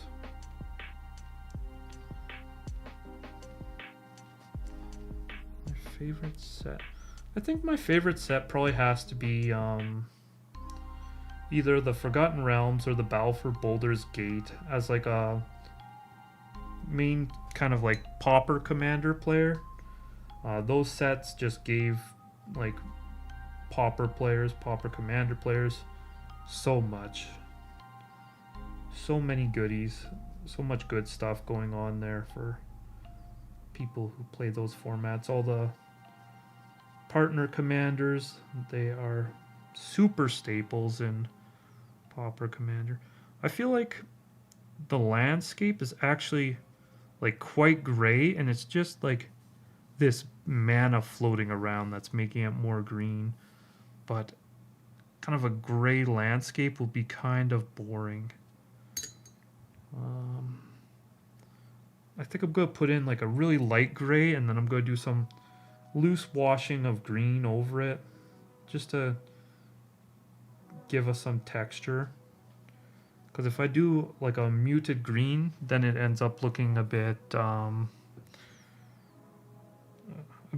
a bit like that's when you get into like that pukey green color. So I think putting in a gray and then maybe adding some kind of like shapy divots and texture to it, some highlights and some shadows will give it some character, and then I can wash like a nice brighter green over top of that. I think that's probably the way to go for this bit. My OBS said it disconnected and reconnected. I'm a dragon boy. Tarkir. Tarkir's a really cool plane. My thing is that like black, white, green should be one of my favorite color combinations in Magic. And in Tarkir, you know, you get your Abzan 3-color support.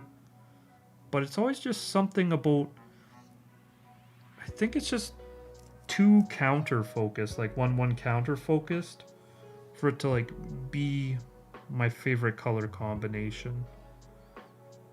Because I don't like building one thing up. I like tearing my own things down, sacrificing, recurring. So Abzan, it's kind of like a lot of it is like building one thing really strong, which is kind of antithetical to what I'm usually aiming for. Look at me using the $3 word, antithetical.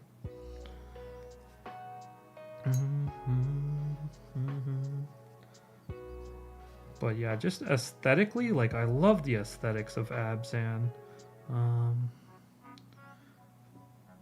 Who is the like Gave Guru of Spores?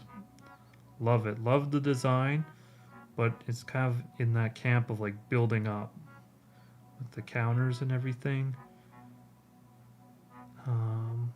I think, what is it? Is there another? There's Carador, and he's kind of like recursive. I like Carador. Very expensive commander though. I need like a 3 mana black, white, green commander that says like once per turn you can recur a creature or a land from your graveyard. A creature like under like 3 mana or something, right? Keep it not broken. Once per turn on your end step. Return a creature or 3 power less or land from your graveyard on the battlefield. And that would be happy days. Anyway, love your content, man. See you later. Well, thanks for hanging out. Thanks for chatting. It's good to see you around. And I'm sure I'll see you in the future. If you want to, share however your soul ring turns out with me, I'd look forward to seeing that too. And like I said, even if you just want to send it by email, I would welcome that. I'd be interested in seeing it. And I mean that very truthfully, very honestly. Because I'm all about altars. I love seeing other people's work. I'm in a Discord with a bunch of other artists. I get to see their work in there. And I really like it. Now my time for checking out stuff like that is going to be minimized very shortly, but I'm still all about that life, and I will make time for it, for sure. Alright. Now, like I said, I'm just kind of getting in some gray background, and then I'm going to try to give it a little bit of texture by adding in some highlights and some shadows here. Because this... Oh, whoa, hey, where'd this big glob of water come from? Let's soak that up.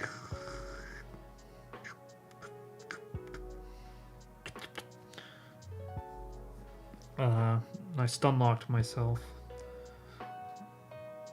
Oh yeah, I was just talking about, adding in some shadows and some highlights and giving this gray a bit of texture. Then I was talking about the horizon seems to be, right here. So we can work with that as well. Sorry, I nudged my camera a little bit. My cute little dog came up to say hello, and I went to pet her, and I just knocked my camera a little bit. Oh, my bad. How are you, Libby? How are you doing, huh? Are you wondering why I'm talking so much? Well, it's because I'm streaming. What is that? Well, it's like the TV, but I'm doing it. I don't think she understands the concept. Okay. Now my purple is really kind of like thinned down, so I'm just going to do a little bit of washing with it. I think I said that I wasn't going to do much more washing and go in with more painty paint, but I might as well while I still have it on my palette. Because then, the color won't be exact when I go back in and add in some more. So it's good to use up your color when you have it. So this is going to be more of a dark blue than a purple, but I can add a bit of purple into this corner. A little bit in here as we kind of transition to more of that greenish color. And this is going to be purpley too, on top of our kind of sunset horizon. And yeah, I like to paint in this like really thin way And that's why it takes me so long. I paint really slowly because I'm always just testing things. I don't know how it's going to look, so I test a little bit, let it dry, test a little bit, and I slowly get there from doing that.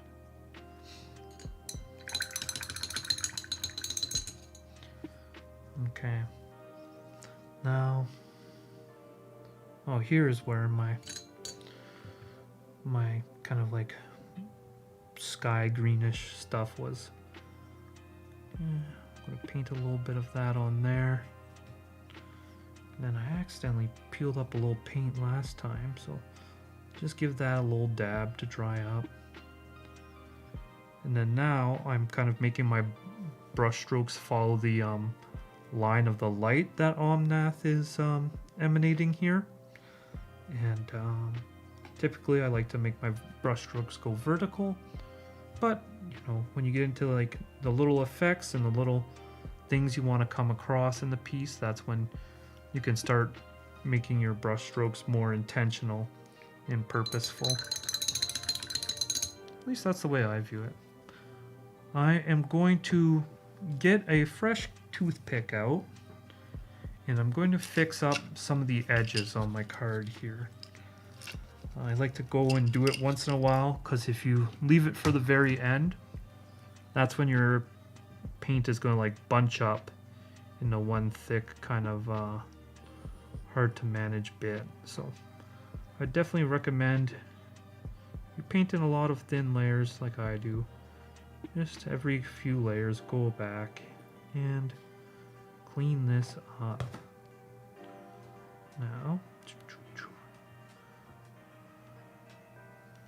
Now it is possible I might go take a little break to walk my dog after cleaning my edges here, because it looks like she wants some attention.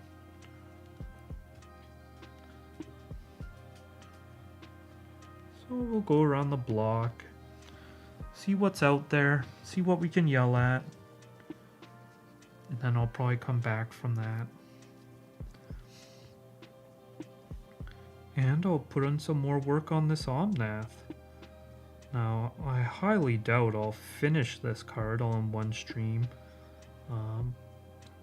Typically, when I'm working on a card for a client, it usually always takes a couple days. And of course, there's always, I like to check in and send some progress pictures and kind of get their feedback on how things are looking, what we might be able to make a little bit different. So typically for a card for a client, I never do it in one day. As much as I'd like to, it always takes more than that. Now, when I do just a card for fun, for myself, just for practice, typically those cards, I'll try to make it a goal to get done in one day. But one thing is when I'm streaming, I do a little bit of audience interaction, a little bit of this, a little bit of that. It's a little scarier to take bigger risks. So typically I paint, unfortunately, even a little slower on stream.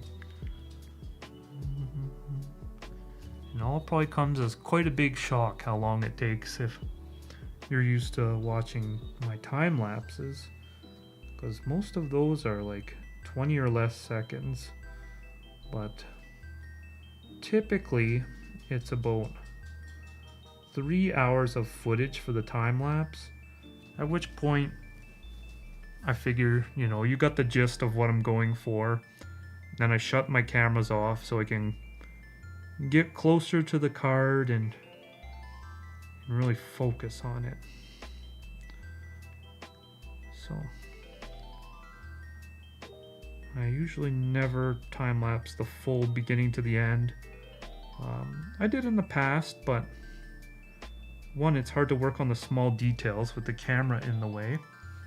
And two, I think people like the drama of the reveal when you go from being like 75% done, you do a little transition effect to the perfectly polished finished product, and it's 100% done. It's a lot more drama. It's more of a reveal. than otherwise.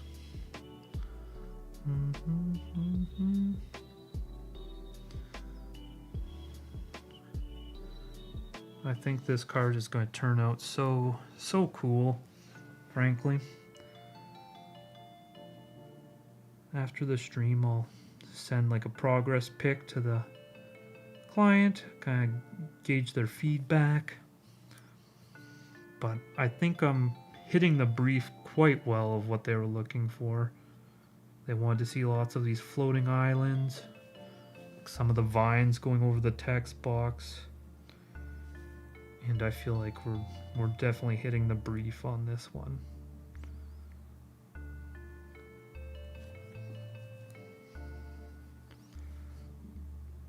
One of my goals currently is so I got the first level of YouTube monetization, and that required 3,000 hours of long form watch time.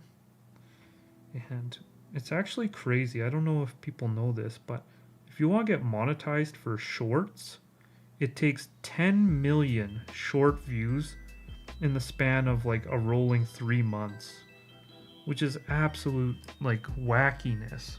10 million? That's a lot of short views, right? So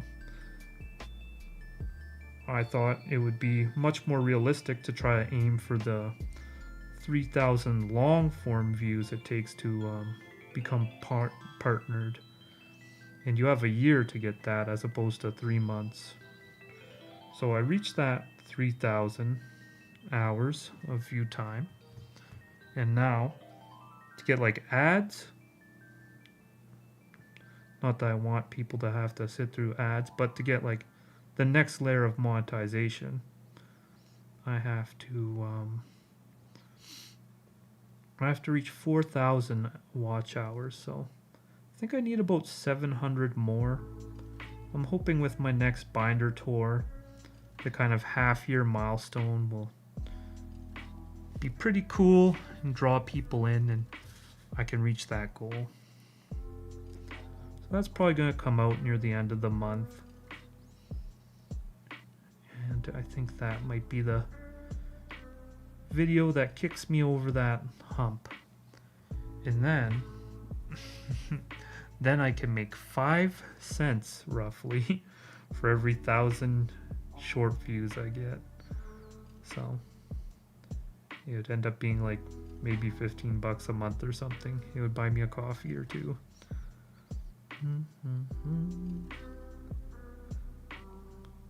But I'm not going to say no, right?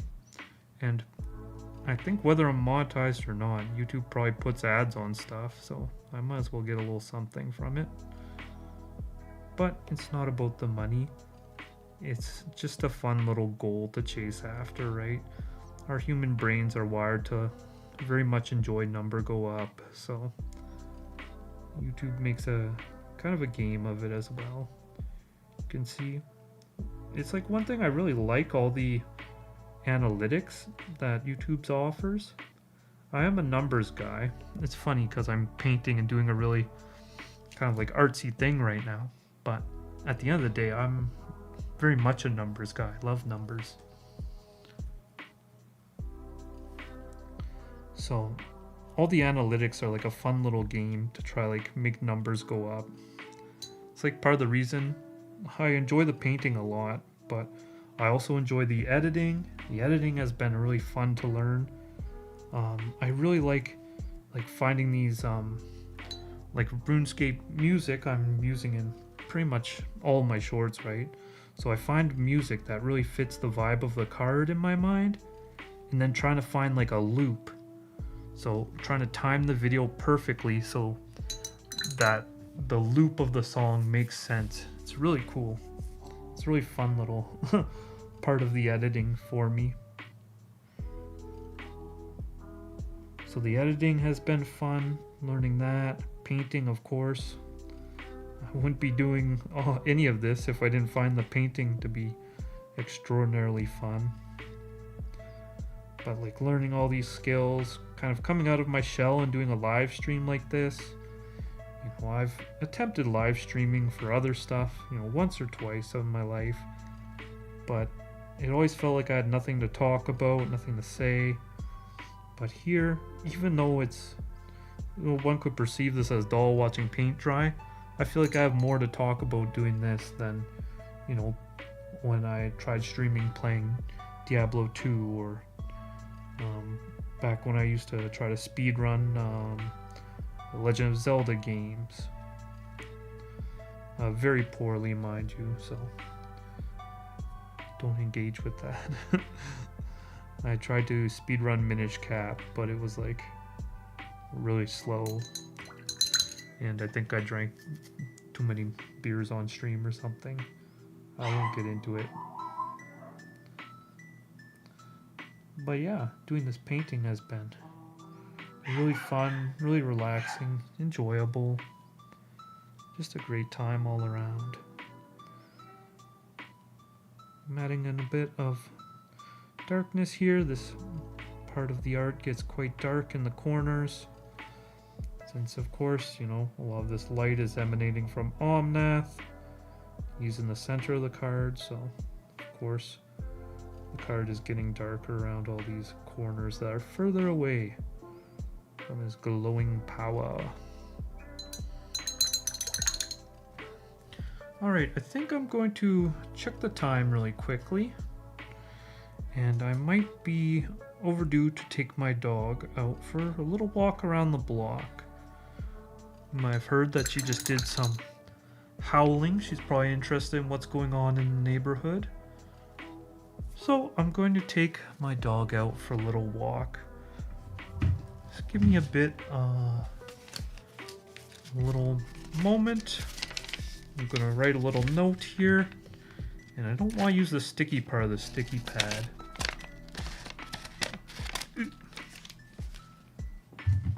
Bob Ross feeling where you can't see the vision that suddenly comes together really quickly. Yeah. Trust me, when that happens, I'm surprised too. I'm equally as surprised. And I'm very happy. I feel like Bob Ross, he had all the theory down in the practice, and he knew more or less what he's doing. I'm just as surprised as anyone else when something pops up and it looks great. The biggest example is when I did that Mathis altar in the brickwork. It was such a struggle, and then all of a sudden it just popped and looked like bricks, and I got dumbfounded, frankly.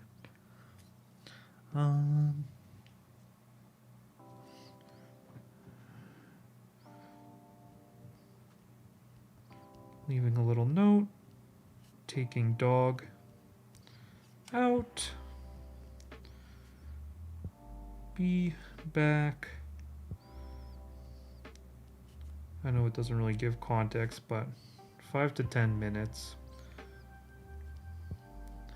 People read that? Let me see.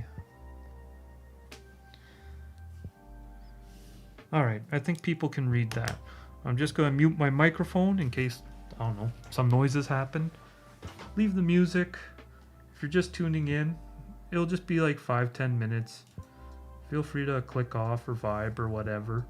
But I want to make sure my dog is nice and happy and well walked. So, I'll be back very shortly.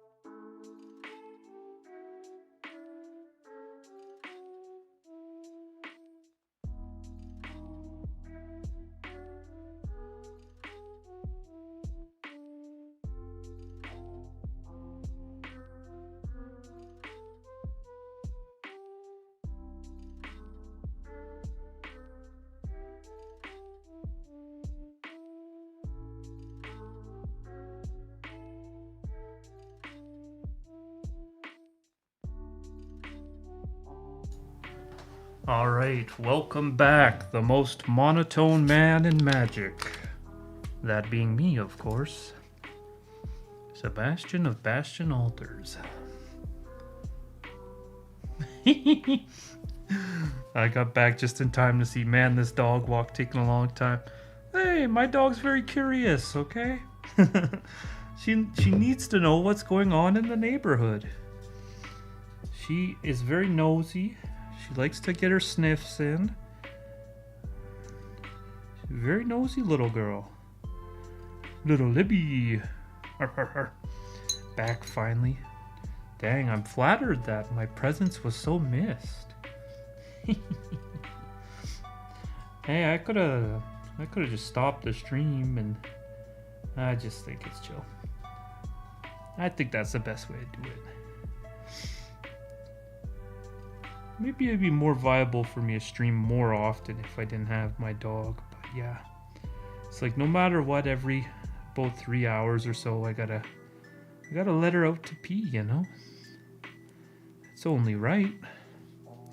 My dog's name is Libby, so that's Libby. She was named after the library app called Libby, in which, if you are part of your local library, you can rent ebooks and audiobooks for free. Not a sponsor, I just think they're neat, as the professor would say. But yeah, Libby, I used to work overnight and I spent a lot of time listening to podcasts and audiobooks, so that's a big part of my life. And the name is kind of just cute as well. Little Libby. So I'm going to load up my brush with more pigment. And then I'm going to try to start dry brushing onto these pinks. So I'm a little bit... It actually like snowed quite a lot over the last couple days where I live. I know it's April, but yeah, we got a big dump of snow, so it's actually quite chilly out there. With a gun to the head. Listen, if I had sponsors, I wouldn't be going back to work. I'd be full-time altering. Painting every day, every day.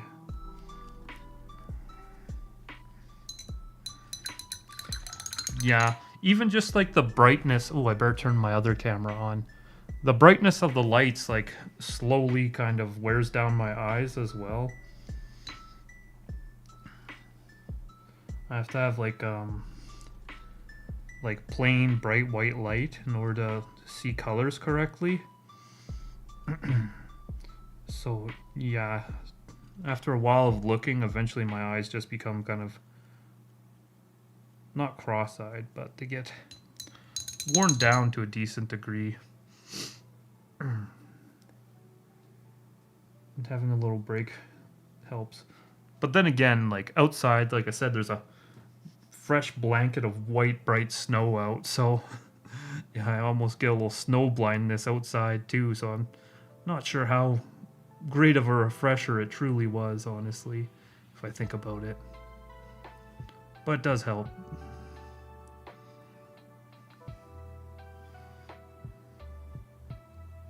At almost 3 hours? Crazy? Yeah, it's crazy how it takes me so many hours to paint one card. Like I said, I really don't think I'm a very fast painter. I think I'm very slow, very experimental. I'm almost like painting with watercolors the whole time. They're just very thin paints until I get kind of what I'm looking for, and then I get more confident.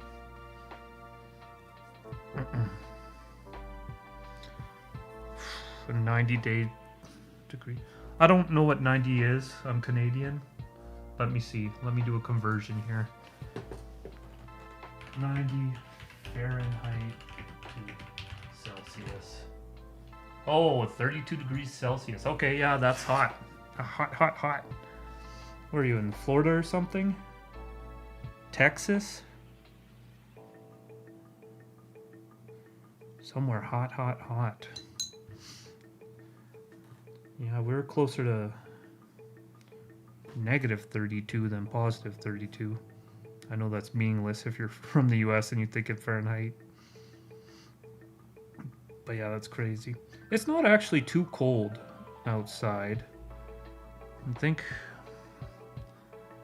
it's not too cold, but yeah, we do have a fresh layer of snow.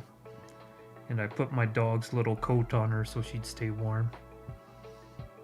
Little coat for the little pooch. Okay. I'm gonna take this green I mixed. I'm gonna add some blue because the color I was using for my middle kind of lit up part is all gone. That's another thing I do kind of like poorly is I'm really reserved with my colors on the palette. So if I mixed more color up at a time, then I wouldn't have to spend as much time mixing and finding my colors, because I would still have the color from the first time. So that would be if I was a bit more clever. However, I'm not. But yeah, the problem for me is when it gets to the summer, all the snow melts and it gets hot.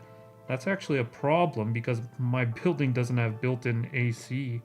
So despite, living in Canada and it being cold, having snow now, we do get up to similar temperatures as your 90 degrees Fahrenheit. We get similar temperatures in the summer.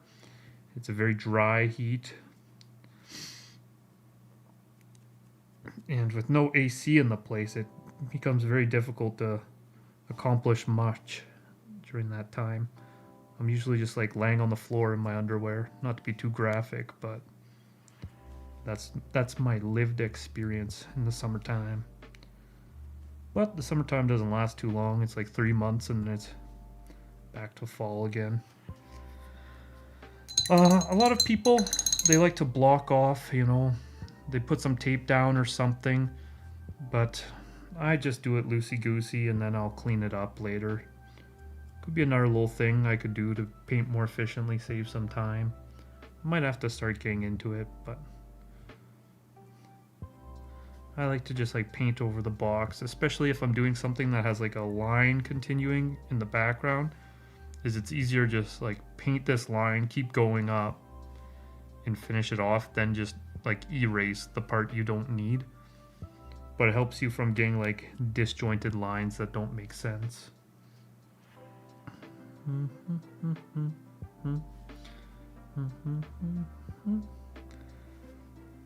Earlier we were briefly talking about video games. I really like the Souls games as well. I've been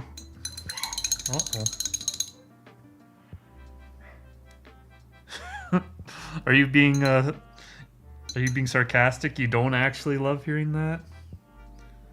Hey man, you don't know what I look like. I could be just like a Greek god. I could be a very a lovely visage to imagine in their underwear.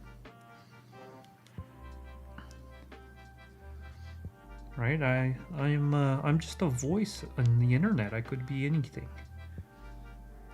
I could even be a boat. Pretty old reference at this point. Millennial core. Alright, I think I'm going to loosen up these brush strokes by just adding some water and going over them. So I'll get kind of the color, it'll diffuse a bit. 3D printed stencil for the legendary. Yeah, that's exactly what I want. I want like a sticker almost that I can just stick to it. Like even if it is made out of like not Play-Doh, but something like malleable, and I just like stick it on top. I would like that very much. Like maybe a vinyl, like a cut vinyl thing from one of those Cricut machines. It's not like too sticky that it doesn't like pull up the card when you remove it. That'd be nice. You're an Apache attack helicopter? Dude, that's so sick. How do you fit through doors, dude? You have to go in sideways? How does a helicopter fit through doors?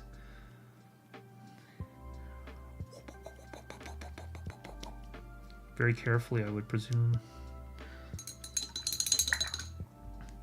Okay, let's get some road, some blue. Also, am I really a streamer, or am I just a guy who streams once in a while, very rarely?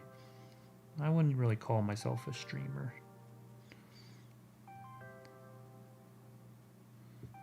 I had like a... You are the door, so you're a helicopter. You're a door. You're a child. You're a mother. You're a... How does that song go? You're a child. You're a mother. You're a sinner. You're a saint. You do not feel no pain. Demonetized. Oh, joke's on you. I'm not monetized anyway.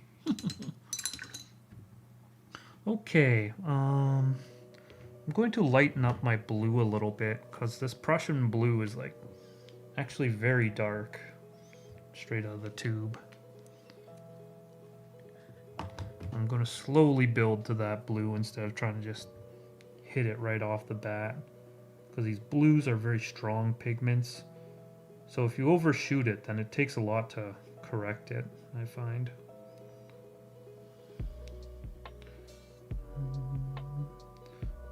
Just a little bit black to darken it up. Let's see here. This is workable for now. I'll have to darken it up a little bit.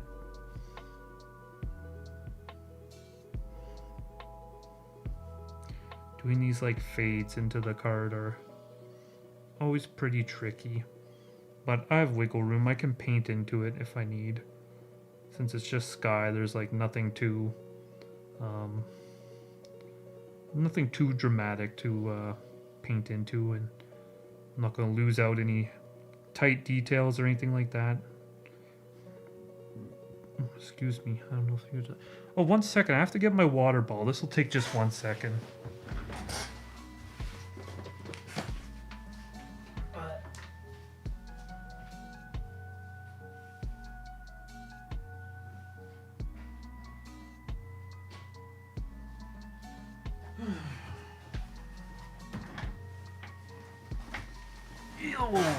Haha. Big old water bottle, you know what I'm saying? There we go. Alright, we're back in business. Same amount of, what, ADHD in our personality? Yeah, I don't know. I'm probably undiagnosed with something, but I don't like to make claims about what I have or what I don't have, because I simply don't know. And frankly, I'm not paying the, the money it takes to find out. What a racket. Pay a bunch of money just to be like, yeah, you're kind of messed up, buddy. Thank you. What now? Well, I don't know. You keep living your life, I guess. Ah, very good, very good. Very good. Alrighty. Darkening this blue. Oh yeah, that's gonna look good. Yep. Oh yeah. So in this top corner, it's gonna be very blue. Right, we got our blue mana too. And then pretty quickly it's got to start fading to that purple. But I could definitely add some more blue in there. Then here we've got more of that blue we can pull down.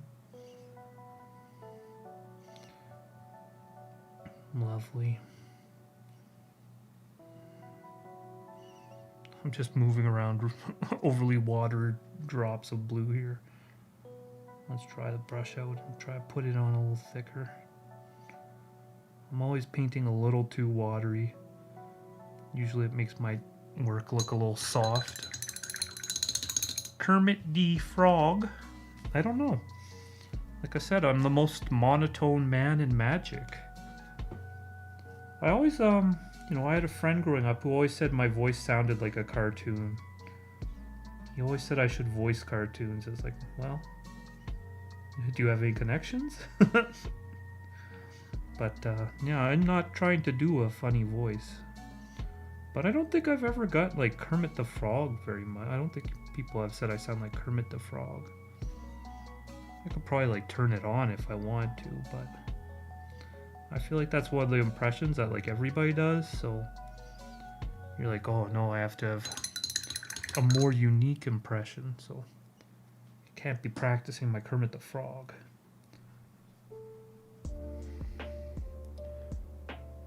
Yeah, I guess Moist Critical is pretty monotone, and he's making Magic content these days, so yeah, he's probably the most monotone man in Magic, but feels kind of cheaty, you know. He's like, whatever he gets into, he's going to be the most monotone man of, so he just needs to make like one video of any random thing, and then he's like got the title, so that's kind of like, you know, it's just like if Superman entered the Olympics, it's like, yeah, Superman's going to win everything, dude. Yeah, he's going to be the best curler, he's going to be the best downhill skier, the best runner. We're hosed. What kind of shows you like? What, NGL? Isn't not NGL not gonna lie? Am I too boomer? I don't know. Shows? What have I been watching recently? I don't watch like a lot of shows. I like the Physical 100 series. I don't know if you've ever seen that. I get so much like enjoyment of watching Physical 100, but it's paced like so terribly. It's so slowly paced. I don't know why I like it, but I do. So I like watching Physical 100. Of course, Breaking Bad was really good. I watch a lot of like more kind of like online content on Chronically Online rather than like TV content. So we have like a subscription to Dropout TV. So I'm really excited for Game Changer to start back up. I watched Only Murders in the Building. I'm a big Steve Martin fan, so that was pretty enjoyable. I'm going to paint on this card a little bit because this line is actually brutal. This is going to be tricky. Definitely the hardest part of the card is going to be blending these. If I have to, I can just like paint like right in because it's not going to matter too much, frankly. But I'm going to try, of course, to do as best I can matching it.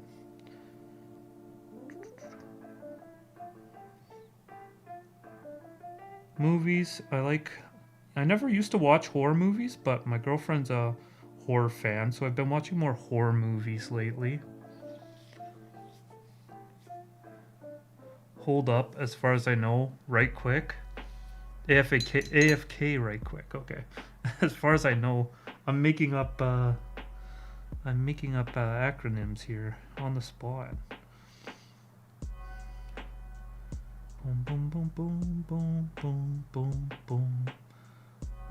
This needs to be lighter for sure. And I think softening these edges is going to be quite the trick here, but we will get there.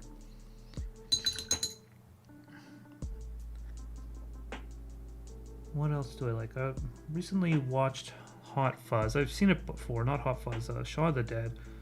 I've seen like Hot Fuzz and Shaun of the Dead of the Cornetto trilogy. I haven't seen the last one, but I have to find somewhere to watch that. One of my favorite shows I like to watch is Taskmaster. Taskmaster is really a fun time. I also watch the Australian version of Taskmaster and the New Zealand version of Taskmaster as well. So I really like that show. So Taskmaster. And movies I've been watching. I like British comedy a fair bit. I find it quite kind of up my alley as kind of more of a dry humor fan.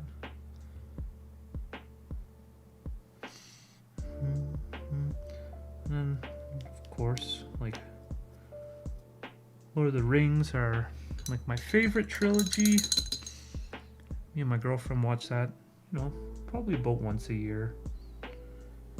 And we've got a pretty fun like board game, Lord of the Rings board game that we played together too.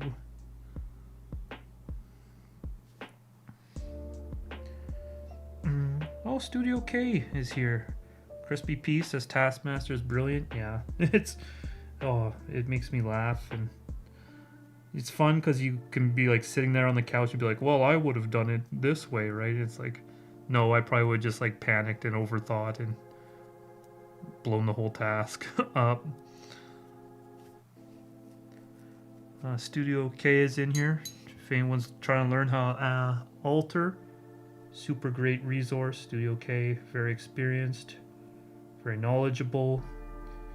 Can give you actual advice on how to paint rather than me, where my advice is just keep doing it until it looks okay.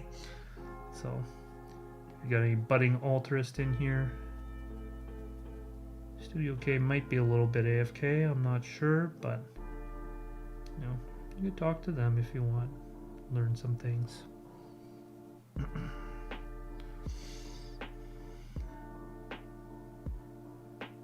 There we go. Now we're starting to get the right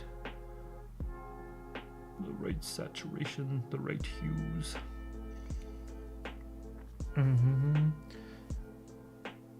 I mastered the task of watching all the Taskmasters. Yeah, I'm like the Thanos. I've got like the UK stone. I've got the Australian stone. I got the New Zealand stone. I've got all of them.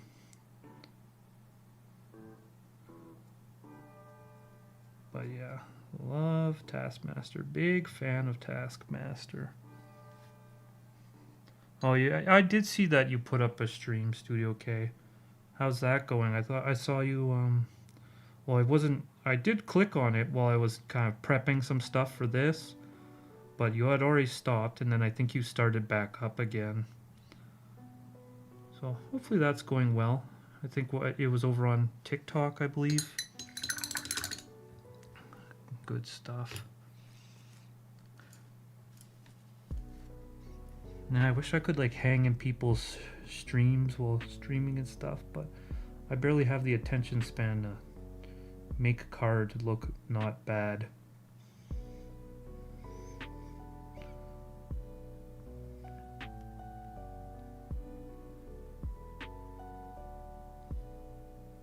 It's not because I'm antisocial. Oh, I better pause my thing or it's gonna have so much footage of me picking the card. On cards or proxies? Bro, this is the real deal. This is a $5 card. Gasp. Yeah. No, I do all my painting on real cards. I do some tokens here and there. But even on my tokens, I'll use a real card. Typically it'll be like a basic land or some random junk, but yeah, I do paint on all real deal Holyfield cards. I wouldn't even know how to print off a proxy. Not judging. Proxies are chill. Proxies are chill as heck. But the thing is, like, especially when I do work for like a client, I doubt they'd be like invested to have someone alter or paint up a proxy. Because, I mean, at which point you might as well just print whatever you want on it, right? Why get someone to paint Kermit the Frog on a card when if you're just going to use a proxy, just print Kermit the Frog on it? Why not? Right? Makes sense to me. Obscured Star. Hey Bastion, I slept in by accident. I'm glad to catch you live still.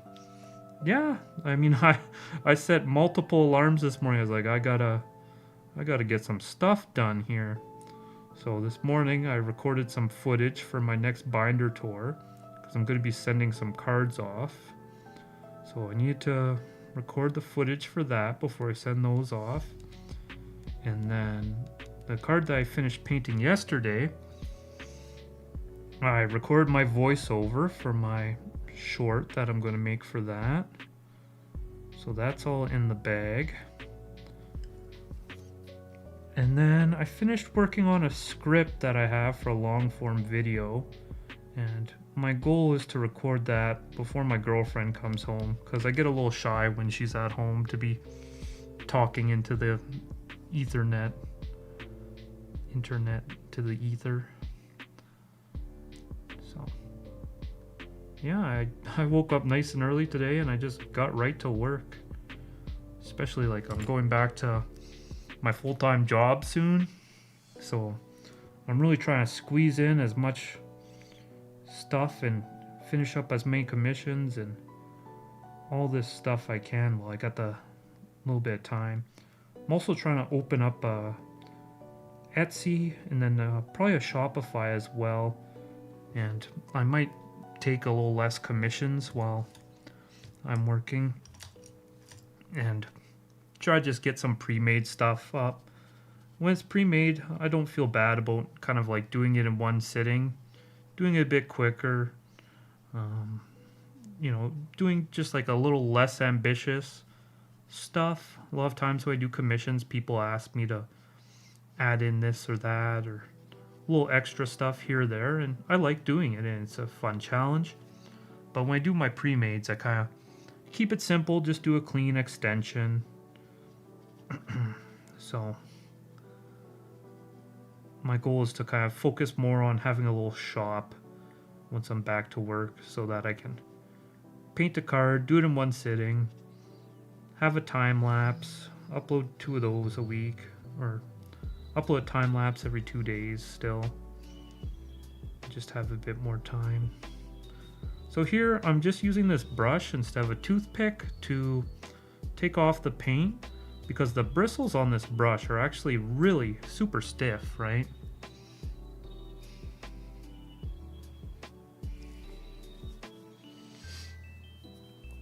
Obscured Star. Advanced work for sale binder is big helpful. I've been doing that daily for a month plus to try to build stock. What's your Discord username, if you don't mind saying, Obscured Star? I'm not sure. I'm sure that you're someone I've interacted with before, but I think multiple usernames might be confusing me. Practicing on the bulk lands? Yeah. I mean, it's funny. I've got the people who I when I put in card orders, they must think I'm out of my mind, because I go and order 8 copies of this unplayable uncommon from Infinity, so I can get the galaxy foils, right? So I think I've got 8 of these Tuscan whiskers, and then right beside it will be a staple commander, this Omnath, right?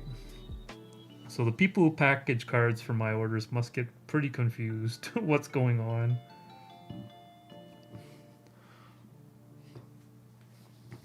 Alright, so the really close stuff I'll get with a toothpick later, but I just wanted to get my text box a little clean. I like to go over it here and there as I go, just so if you try to do a whole bunch of layers at once, it'll kind of bunch up on you. It won't come off really cleanly.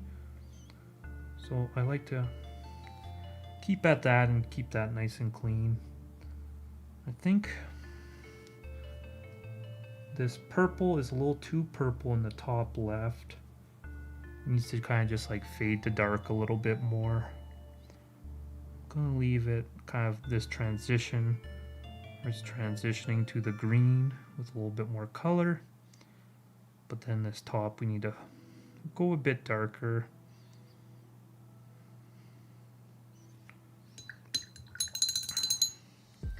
And then here we gotta go a bit lighter, so I'm gonna need to make another purple. Altars by altars, half altars by altars. Okay, yeah, that makes sense. Yeah, I think this account was posting last time, but it's just like I've said before, nouns is my kryptonite, and my brain puts internet usernames in the same places as nouns, and my brain just in one ear and out the other, kind of. Crispy is hopping off. Can't wait to see finished cards. Gonna look fantastic. Have a great day. Yeah, thanks for hanging out, Crispy. You've always been a real one in the chat and everything. So it's nice having you around, of course. I hope you have a good day. I'm doing my light pinks now for my light purples, not pinks, for down here, but it's a bit more blue than purple. I get kind of scattered brain when I'm streaming, frankly. Kind of lose my focus a little. Alright, let's see how this looks. I'm just going to put it right on the card. Interesting. It's kind of that little pinks that are shining through. They're going to be tricky to emulate that without getting kind of brush strokes in. I think I might need to purple it and then just dry brush the pink on top. I was trying to do it the other way around, but I think that's probably going to be the easier way to go. Yeah, my Discord, when I started altering and stuff, I just changed it to be the same everywhere because I just can't remember. And frankly, like I said, I wasn't really a part of any other Discords in my past. I'm just usually a lurker. I like to just kind of lurk and soak up everything and be a fly on the wall. But when it came to this altering stuff, got really sucked into the community and everything. I thought I'd just kind of be a fly on the wall once again, but I really got sucked in and I really enjoy hanging out with y'all.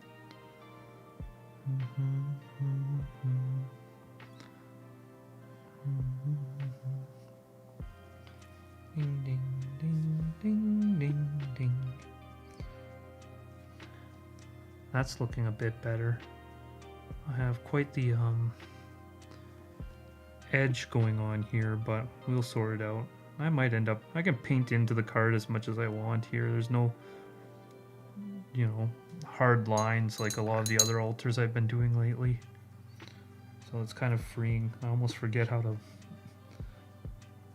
how to paint when you can afford to do that.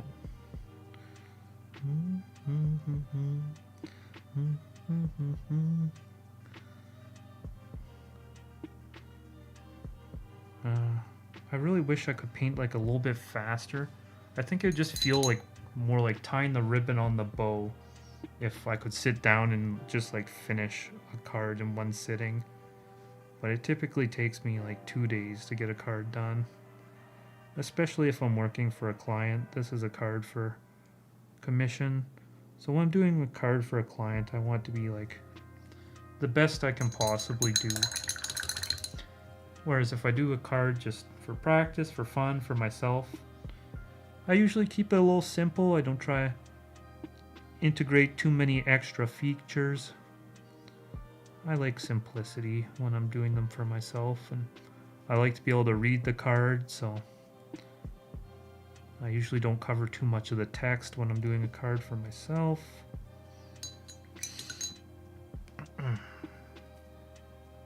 So those cards always end up going pretty quick. Alright, getting a... What am I doing? I'm getting a light blue for what reason? Oh, I think I want to go and do this part here. That's too light. What is this stuff I'm looking at?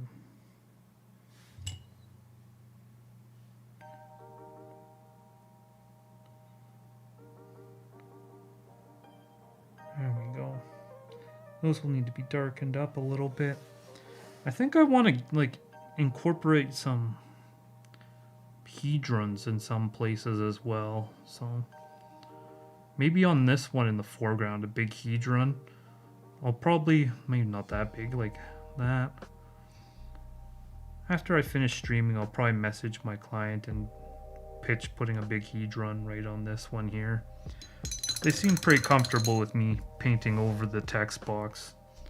And by comfortable, they said, paint over the dang text box. I want to see some crazy vines and shit going on. And they said just like that. They actually sent me a voice memo. No, not really, but it makes for a fun story, don't it?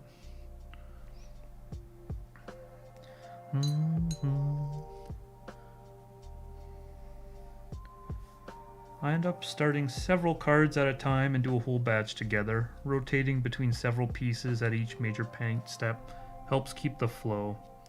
Yeah, I think, like, for me, my problem is I'm always doing these time lapses, right? Which seem to do well on YouTube, or don't do well on Instagram, and do kind of like medium on TikTok. So because of that, it's just easier for me to do one card kind of like start to finish, or else I have to like manage all sorts of like video files, and like I have it pretty well organized on my computer, but it's still a pain to have like twice as many files, 3 times as many from switching between stuff.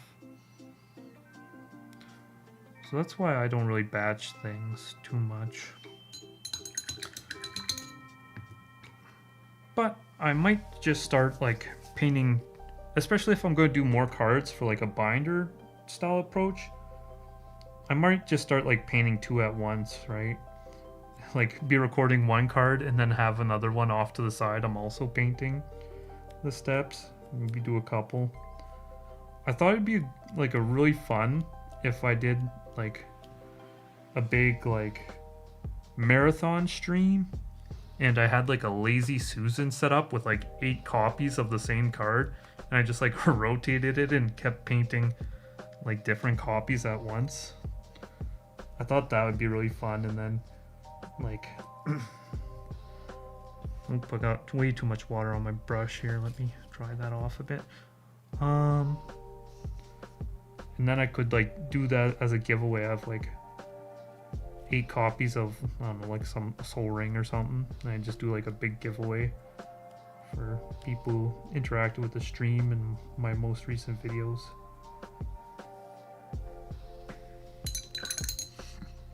But I was thinking like, it's funny because I keep bouncing around my priorities. I'm like, oh, I want to open a shop. Oh, I want to do this. I want to do that. And I had all this time. And I was making the best use of it I could, for the most part, I think. But yeah, it still takes a lot of time to get these things done. And like, since I became monetized, another thing I have to think about is like, I need to like read what the rules are for like, well, I haven't really became monetized. I became YouTube partnership. I need to read like what the rules are like regarding stuff like that, right? Everything I do, I try to do really kind of like by the books and proper. As I've had people like ask about like scanning my altars in and then selling proxies of them.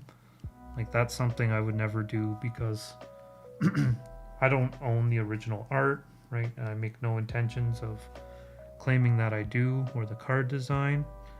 I feel like the only thing I own in reality is the time I spent working on it.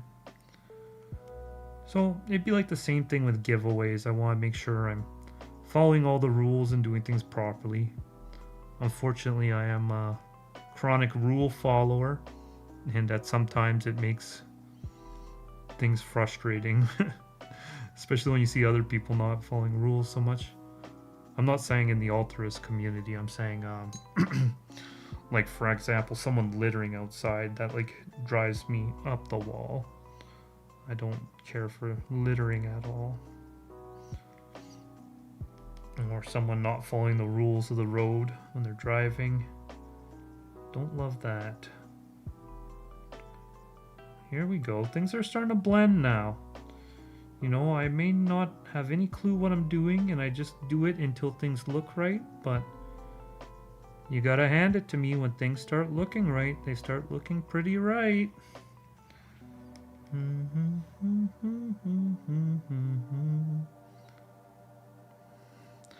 things start looking right, they start looking pretty right. Painting, scanning, selling tokens is safe. Yep, that's fine. No problem there. I would do that. I just wouldn't, like, I wouldn't scan and resell anything that still had the original art. So, like, if I did a complete full art replacement, I'd be 100% okay doing that. It's just I don't want to resell the original art. I think it's, like, one, Wizards of the Coast is a huge, like, company. They can survive, right? But for me, it's more about respecting, you know, the original artist. I think it's pretty rude to make a few changes and then en masse sell their art, right? Just because you changed it up a little bit. But like I said, when I do a one of one, it's my time that is the value, right? It's always the last hour. I think this is going to be more than 1 hour yet to go, but yeah, the details come in at the end. I feel like I'm always approaching things differently. I'm like very sporadic in where I choose to paint at any one given time. And sometimes I like just painting top to bottom. When I'm having like a frustrating, difficult card to paint, I just pretend I'm like a robot painting top to bottom like a printer, and it takes out some of like that frustration. I'm like beep boop, paint down, paint go down. But yeah, I'm always approaching like each card differently. Just whatever works. But yeah, when I'm streaming, I do feel like a little hesitation to like move on to parts where I'm anticipating it will be quite difficult. Just a little darkness. A little more.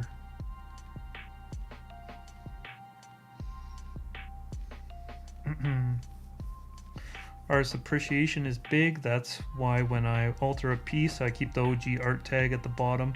I know most people can look the artist up, but that way they don't have to.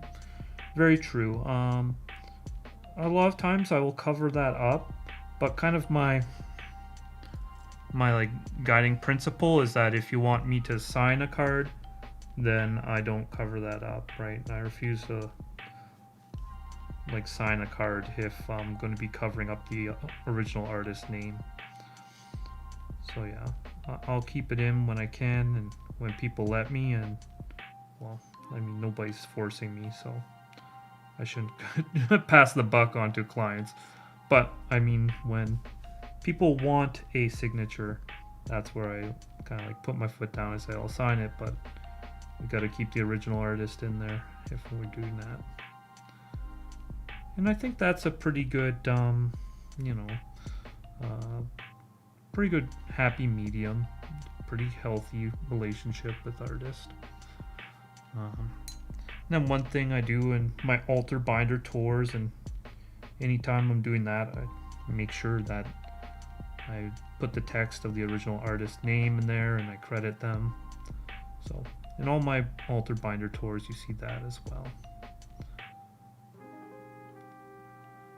I really would like if I could like develop kind of more rapport with some magic artists. I think my whole channel, it's about like magic art, right? And I think that it's hard for me to branch out into other content because the algorithm will get confused. It'll be, oh, I thought this was magic art kind of a thing. So one thing I want to do is I would like to do, it's funny, I keep talking about all these projects, but I'm just not going to have the time for any of them. I would like to do like a podcast type of show with another person in kind of the magic art kind of space. And just like a lot of podcasts, they go set by set talking about either Commander or Standard or whatever their kind of their predisposed part of the magic world is. I'd like to go set by set and just talk about the art each episode, a different set with either a different guest or even the same guest, right, or co-host.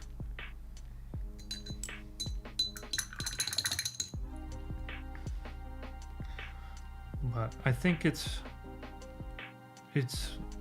part of something I want to do to like have a good relationship and really respect artists. So if I start a project like that, then I could get like an artist, probably many artists wouldn't want to talk in that way about other artists, right? I like to keep it subjective, but just have a relationship. Even like for example, Elliot Lang, I think it's Elliot Lang, has had kind of his first debut into the magic art world in the Secrets of Strixhaven set, and he was getting a bit of hype and a bit of appreciation on Reddit. So I think like having a good relationship with artists, I could kind of like pull someone in like Elliot and just like talk about his experience as a new artist working with Wizard of the Coast. Not new artist, he's got lots of very prolific art-wise, just first breakthrough appearance with magic art, right? But yeah, I think having a good relationship with artists could help me work with them in the future in ways like that. Especially when, like I said, my channel is very art focused. It's hard to make content outside that. I don't think the algorithm would like it very much. And it would like confuse it. So, sorry, give me 1 second.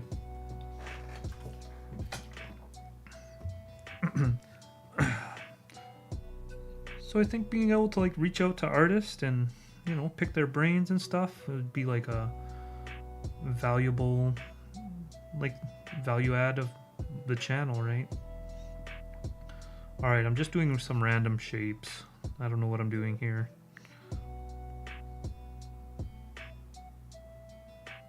We're gonna have, you know, kind of some random highlights and some shadows going on.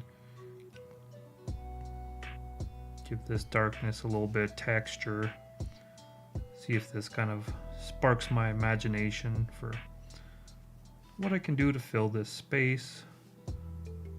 More or less, it's going to fade to dark in the front quite a bit, but just want to see if anything kind of jumps out at me.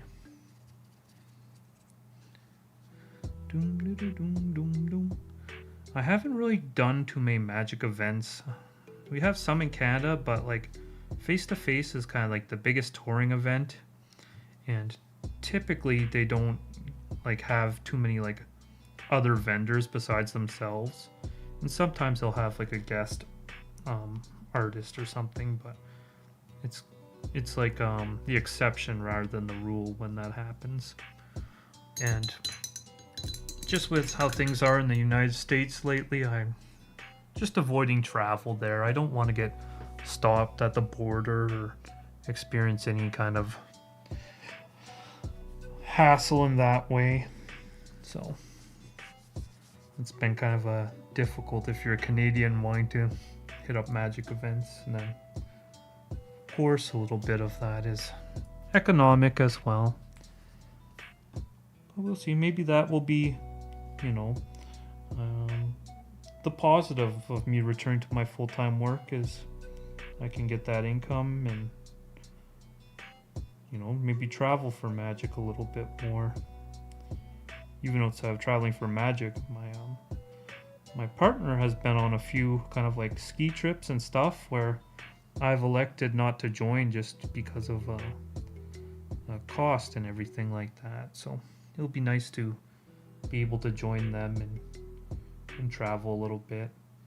I'm not a huge travel bug, but I'm a huge my partner bug, and I want to spend time doing stuff like that with them.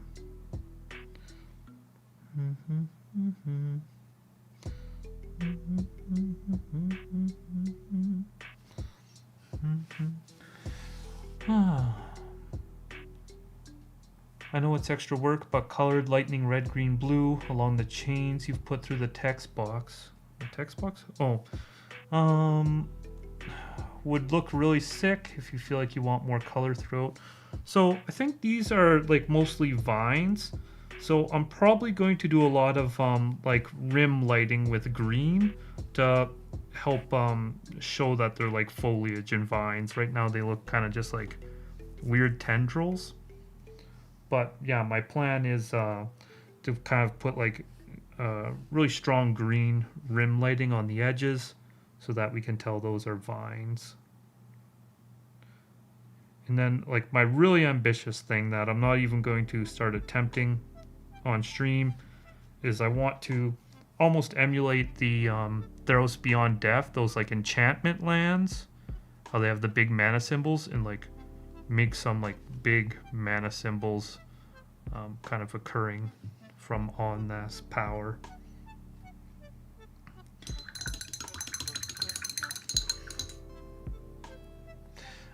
Oh, we live in the Bible Belt. Definitely don't come down here. Not worth it. Yeah. I don't know. It's crazy.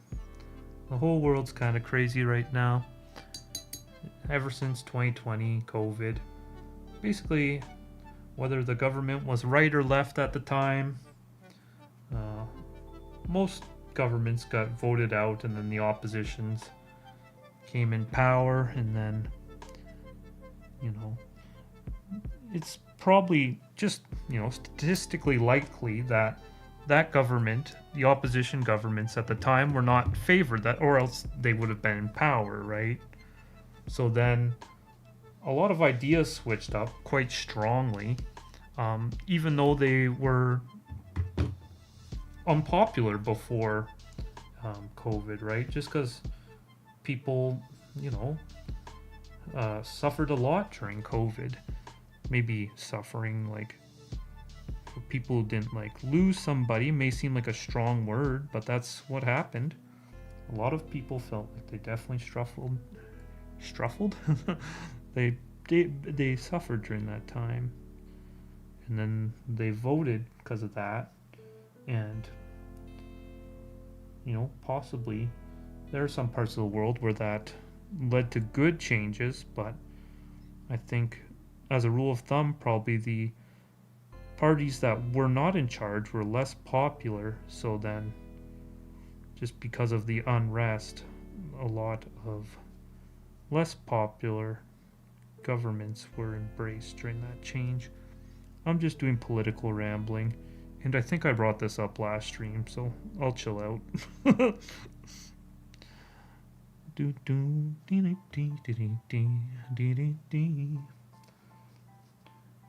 Sometimes I wish I could sing on stream. Now, it probably wouldn't help with the viewership.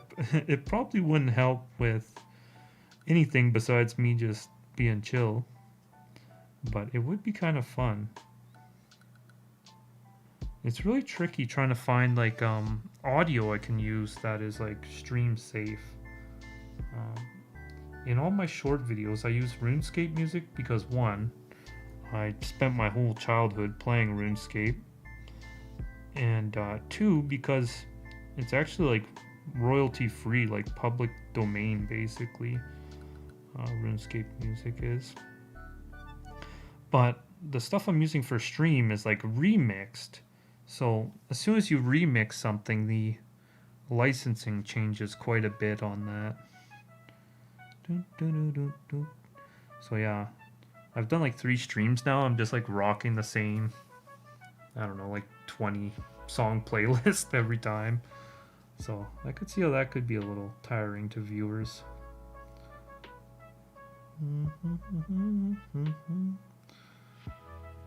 I think I might do just a little pause here and take a screenshot and upload the picture, the little thumbnail that's on the stream, because I feel like it's a bit more interesting now than the original thumbnail, which was just a picture of an unaltered Omnath. So I'm going to strategically place a nice bright contrasting paintbrush very quickly. Gonna make it look I guess it's not that where's my, I think a green one. Yeah, look at that. Alright, one moment. I'm just gonna take a snapshot.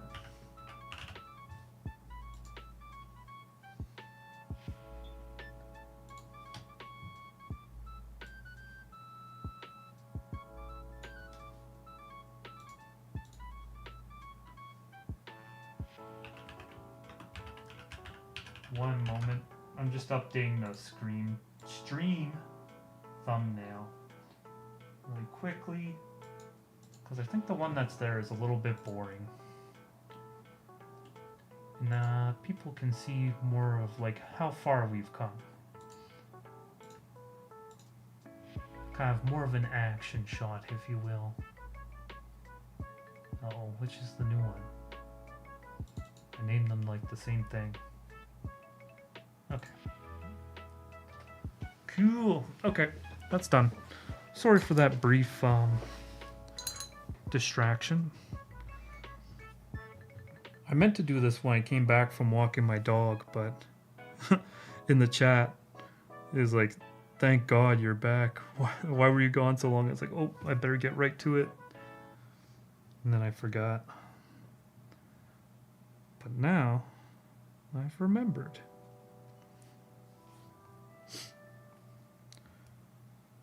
I've been enjoying starting to like paint kind of more in grayscale, kind of, and then put my colors on top of that, like kind of like an underpainting. Now, I don't really know what I'm doing when I do it, but it's just one of those things where it's like less pressure, just really loose with it.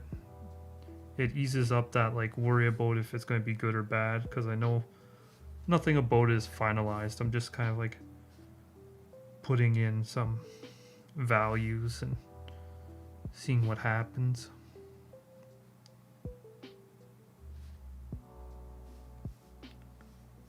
Gonna start up painting? Sounds cool. What are you painting? Probably a few things, because you are more efficient at painting than I am. Not a self-dig. I like the way I paint, and I know why I do it, so I can have lovely time lapses for the people. And people enjoy the time lapses, and I enjoy making them. And I've developed like more joy than I ever expected in editing too. So I feel like if I keep like editing my time lapses, maybe one day I can like edit like a Magic the Gathering gameplay show. I think that would be a fun little kind of side activity.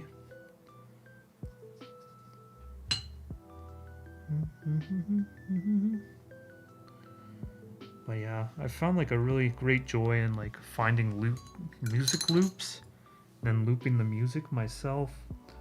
So it kind of like starts right where it like ends on the last kind of frame of the video.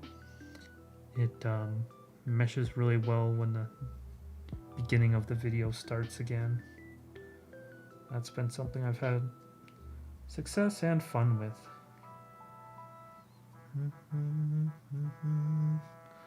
Oh, this is way too red. I need some white.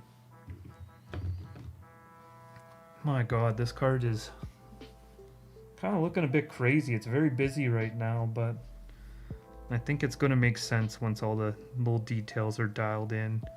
Right now, it's more of a draft. I just know at some point someone who was in the stream like 3 hours ago is going to pop in and say, "You're still painting this?" Yes, it takes a long time. I know it's very small, but it takes me a long time still. Alright, I'm getting all the water out of my brush here. I put way too much water on my palette. And I'm going to put just a little bit of pink to dry on this stinking line. It just needs some paint on it to dry. And the pink has a lot of white in it, so white is usually pretty good at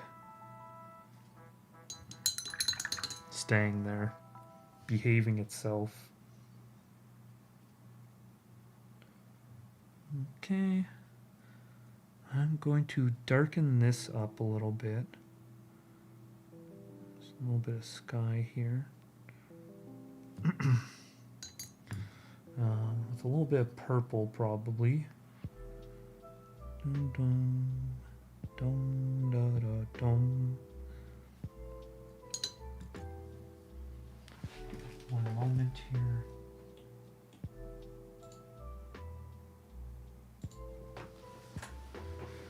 Wonderful, wonderful, wonderful.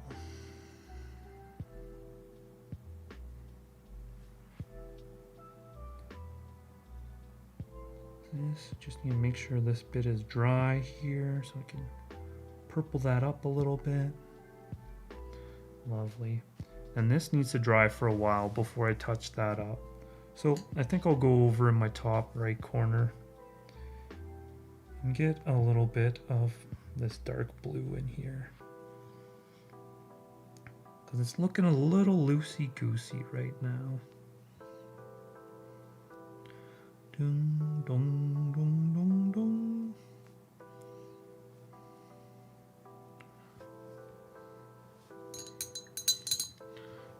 Altars by altars. I know that you started painting, right? So you might not be at keyboard. But I'm just curious if, like, when I'm communicating with, you know, the pair of you, if it's typically, like split evenly between the two of you, or if more often I'm talking to one of you, since you are both operating kind of the same account. I've always wondered about that. Because I will say there seems to be like a very consistent like tone when communicating. Which is like pretty cool, because like if it is like often kind of switching one between the other, then it's really cool that the tone remains so consistent, frankly.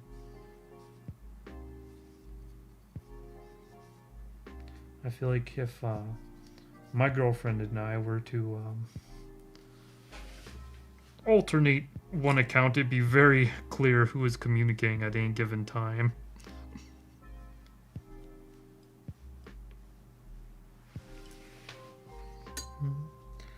Lovely, lovely, lovely. Okay, let's go very, very calmly, very chill. Sorry. Okay. I need to go over this just very loosely. A little bit of purple. Oh, I'm in the Bob Ross whisper zone. Abort, abort. I don't know what it is. I will say Bob Ross was not putting up a front. Something about painting like makes you whisper.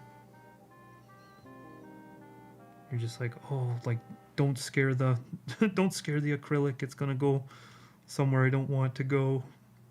Be very gentle. Like baking a souffle, I think. Gotta be very gentle. If you startle your paint, who knows where it'll go, what it'll do.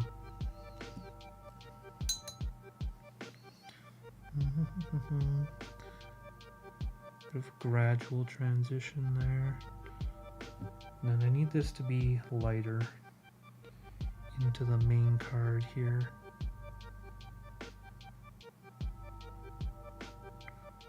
That's kind of too light, actually. It's a little too light, but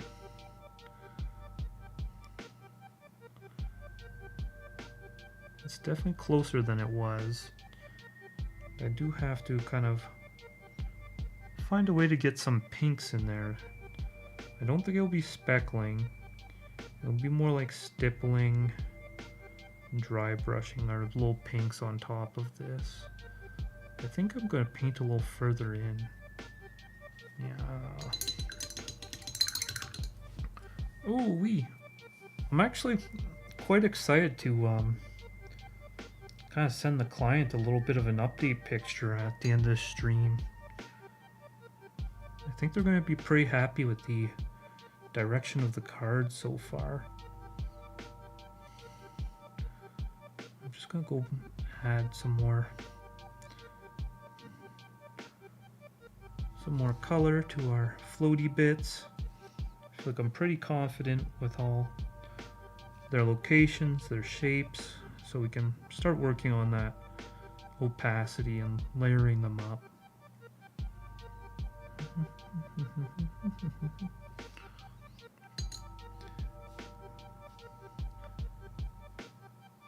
I've been watching or like listening to a lot of Drawfee as I paint lately.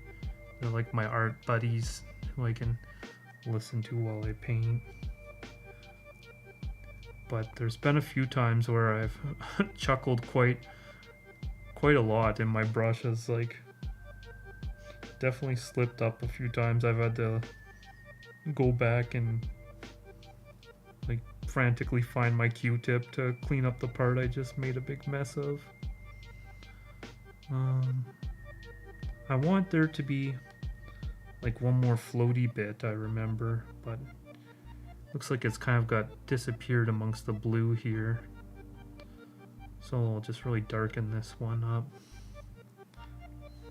I'm gonna have to go in with a less watered down black, but I'm just getting the shape in for now. And this needs to be a bit darker as well over here to match this.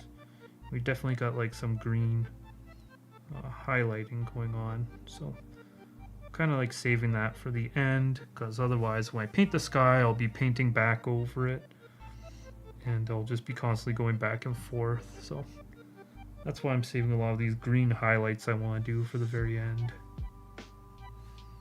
Not the very end, but later in the process. Once the sky is locked in, then it'll be good.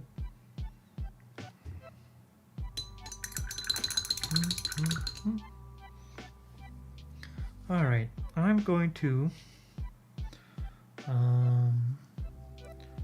go back in with some gray and add kind of some more kind of shapiness. Just add some values into my background. And then I'm going to hit those up with some green. These are like super free form. Nothing in particular really needs to be there. We just need some texture so that the eye doesn't get bored. We're going to have lots of, other stuff to look at in this piece. So I'm just going to add some values and probably add a few highlights here as well. I'm going to need a bit more white on my palette. When it comes to, palette strategy, I just put colors in places. I don't really think about it. I don't know if artists typically have a strategy thought out for such things, but I need color. That's a lot. There, look at that.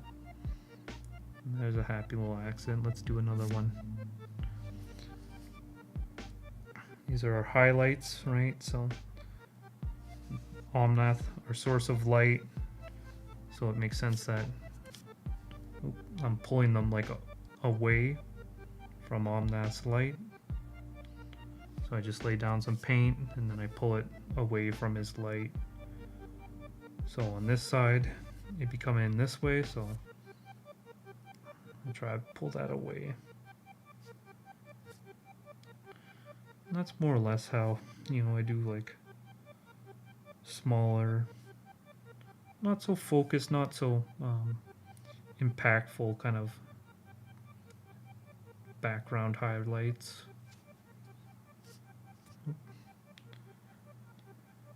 And then if it doesn't quite go right, you can add a little bit of water and reactivate your paint. I know I'm always adding too much water, but that's my style, baby. My style is to be bad at painting.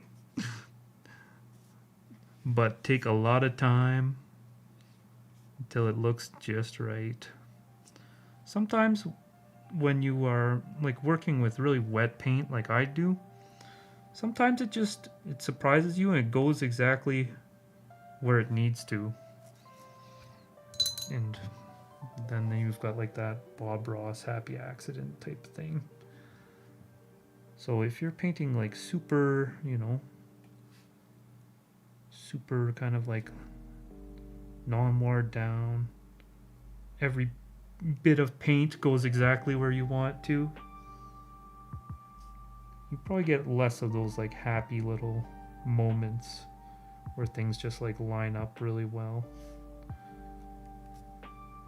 These are kind of looking like rocks, but I do intend to do like a green wash over it, so we'll see what it ends up looking like after that. Right now it's looking like kind of some rocks, but I definitely need to give it a green wash so that it color contrast with these blue floating kind of rock formations. Then of course my highlights will turn green from that, and I'll have to go back over them. So this chunk of rock, this should be really dark. This is like a lip to the rock. So this part should be really dark. I need to get the water out of my brush.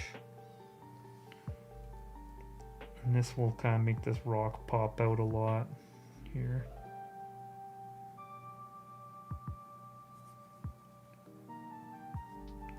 Very good. It's nice doing like natural like rock and scenery because it it just is like nature. It's not super, doesn't have a structure that you have to perfectly hit. It's just whatever it is. Now you're like light around it has to make kind of some sense, of course. Oops.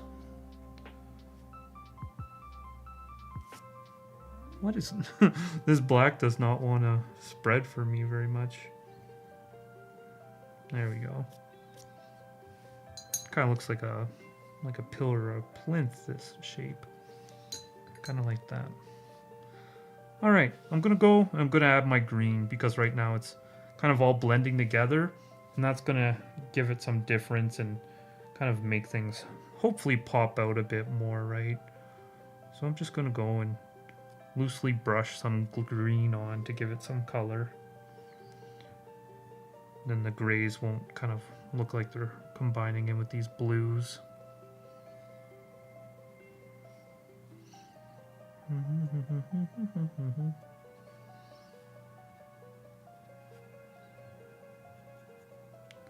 Then my vines, these vines I'm going to do them at like the very end. Right now I've kind of like blocked in where they're going to go, but this is going to be like the very end of the painting. I'm going to fix up my vines and all my shadows and highlights and everything. It's just kind of the workflow I like to do. Also, I like to work kind of back to front, and the vines are going to be kind of in front of everything else. So right now I'm just getting some green in here. And I think kind of the most of the landscape is just kind of like gray, but the green is mostly coming from just like light from Omnath. Then it will be easier to work on any one given part at a time.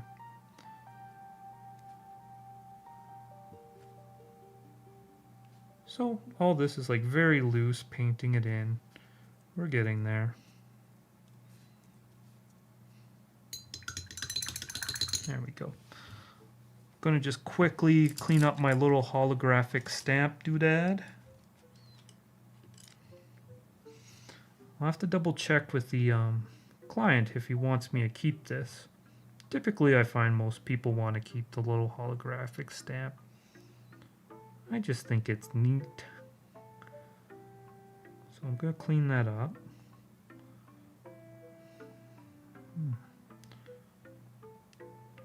I feel like my hands at this point I've gotten like a strong muscle memory for the swoops of the legendary text box, but for some reason I just can't seem to get the muscle memory of how big this holographic foil is.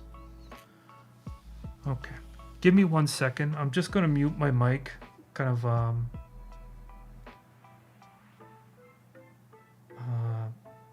clear my throat. And I have some sort of error on my YouTube as well. So just give me a quick moment.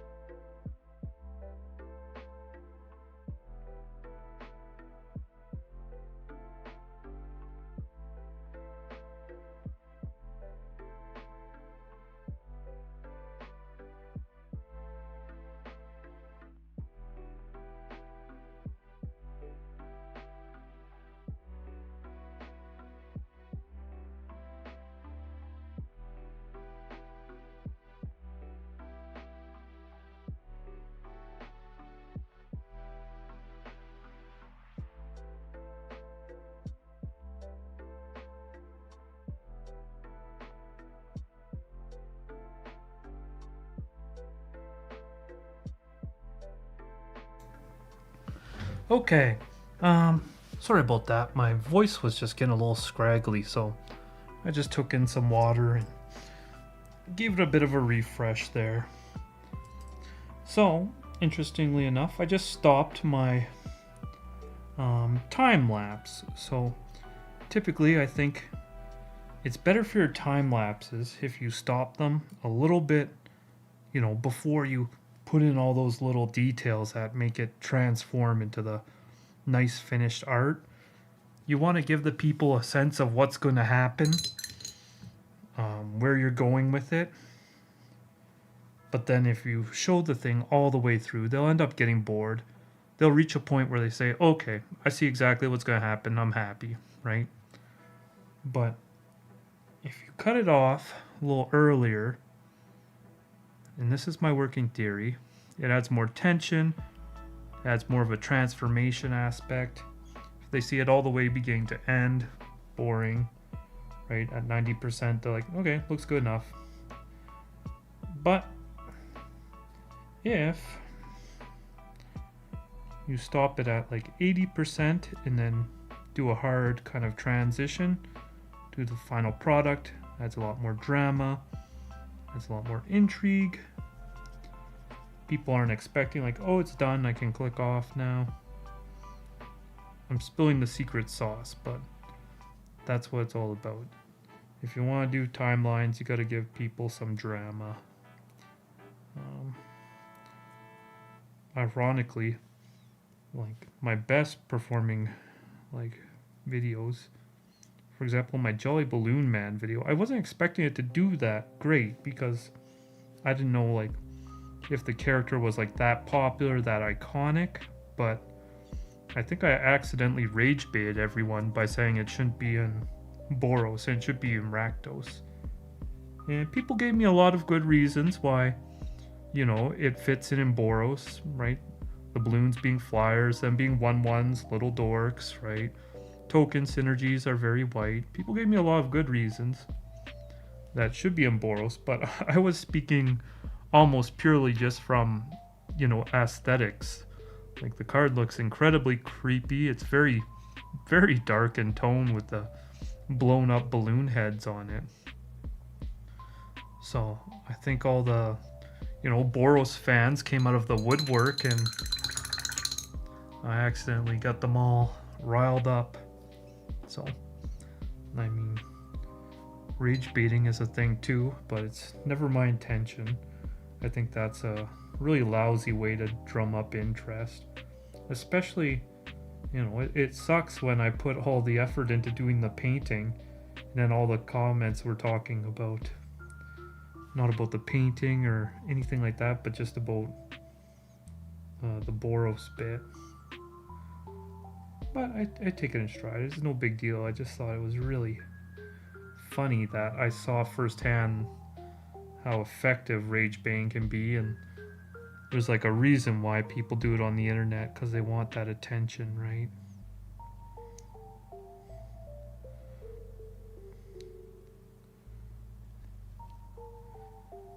And that might I feel like if I was the average person, I'd be like, oh, I just need to do that more, right? Start my video with something really really heated, a hot, what is it called? A hot, not a hot opinion. What is it called when you have a hot take? Wow. I can't believe that one was a struggle. Yeah, a hot take. And start every video with a hot take, maybe. But, yeah, not my style. Not my style. Did it accidentally. Saw it was pretty effective, but overall not my style. So I'm just going in with like a really dark kind of, I don't know, purple, black, blue. Might just be black at this point, I don't know. And I'm just adding kind of some tops to these structures where the light is going to be hitting. So I don't think these bits are like actually above Omnath. So yeah, I'm kind of giving them like almost like a step, S-T-E-P-P-E, like on the planes. The steep step, I don't know if it's pronounced differently than step. And then I really like it when I'm working on top of this text box, because since there's no other paint here you're not worried about, you can basically just erase. So this like really soft line, I could just erase it basically and make a really hard line. Just like that. So, you know, I do extensions and I have like a different price for full arts, but I like doing additional effects on the text boxes. I really do, because it's like the most easy place to play around. That's like low stakes. You can just erase it and fix it up very easily. It's really, when I do work for clients, it's really the part of the work that I probably have the most fun with, is doing these extra kind of little effects on the text box. Even though I don't really do it for many cards in my own like collection and stuff like that, but it definitely adds a lot of personality. And like I said, it's the most carefree place to paint on the card, because you know, at the end of the day you can just scrape it off easy peasy.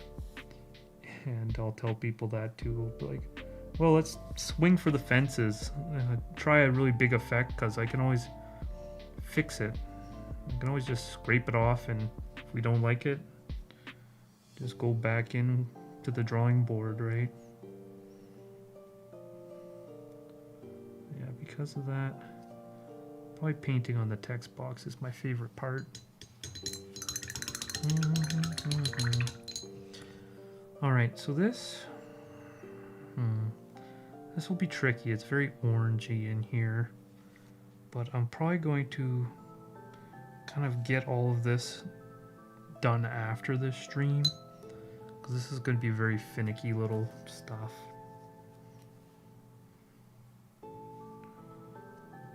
So we still got some of the text coming in through the paint here. You know, I can see some of the lines, so I'm just going to bulk that up a little bit before I really finalize all my colors. Nothing's worse than when you have it looking really good, but you can still see the border through it. So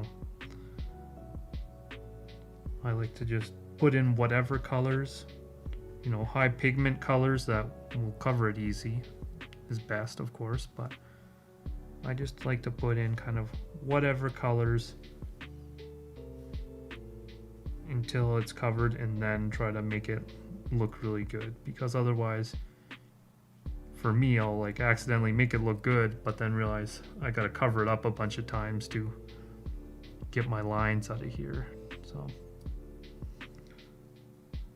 all these little things that just make it feel looser, less do or die. They're all just little things that help me paint more carefree, because I can definitely see a world where I get too in my head and I don't even want to pick up a brush, because I'm like, oh, the next part of the card's going to be really hard, right? But when I just kind of block in loose shapes and I throw in whatever colors it takes and then work backward from there, then I know it's going to be okay. Especially you put like the wrong color in on purpose, it's like, well, I know it's only going to start looking better from here, right? Gives you a base to work from that you can be pretty confident everything you do past that is going to be an improvement.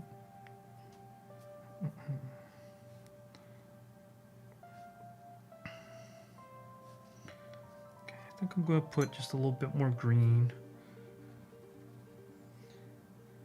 in here, and afterwards I will darken, add some shadows, add some highlights to this green. I can still kind of see my original ideas coming through that, so I'll just work with those. And then at the very end I'm going to like re-add my vines here. You can kind of see what they're doing. So I'll add those in a little later, near the very end. I think I can get a bit more green in up here. Seeing a lot of this blue shining through. Unfortunately, I see a little bit of black where my paints have kind of speckled off. Let's get those a little tighter. Just dropping a little bit of pigment on them, so hopefully they fill in. It's always annoying when this happens, but I can also, when it's like right up against the box like that, sometimes I'll just add a little yellow dot or something, or black, or whatever it takes to get that little bit out of there. Because even if I put a little dot of black paint, it's going to blend in a lot better than the black of the card. That sticks out very, very much so. Okay, I think I'm gonna get a little bit more blue in here. We've got very light blue. That's good. It kind of matches this kind of like ghostly blue, but that should be more of a wisp and less of a whole part of it. It should be the exception rather than the rule of this part of the card. There we go. And just soften these lines up a little. There. So yeah, from this point on, basically the whole card is little refinements and then getting in all the details. Of course, I've got some serious gradient work yet to do, but that is like tiny little alterations, one bit at a time. So I'll probably try to stick to some more impactful stuff while I'm live, and then leave these little tiny gradients for when I'm vibing out, listening to a podcast or something.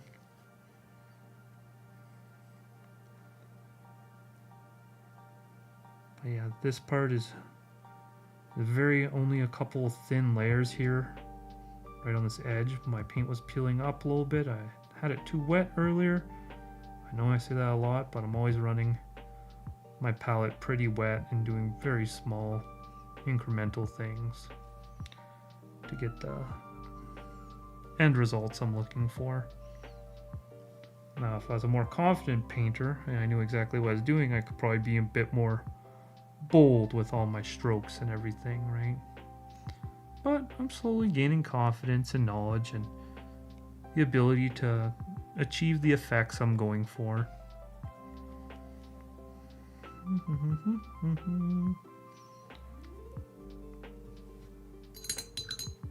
This is going to be a pretty cool card when it's done, I gotta say. Some cards are just fantastic choices for altering. And I think Zendikar as a plane just had so much personality going on. Like, how can you look at all these like gorgeous natural shapes and not be, I don't want to say moved is a little much, but not be like impacted, not be wowed. I feel like that's pretty hard because I look at these shapes and I think they're just awesome. Call me Tom Haverford from Parks and Recreation, the way I'm admiring these shapes.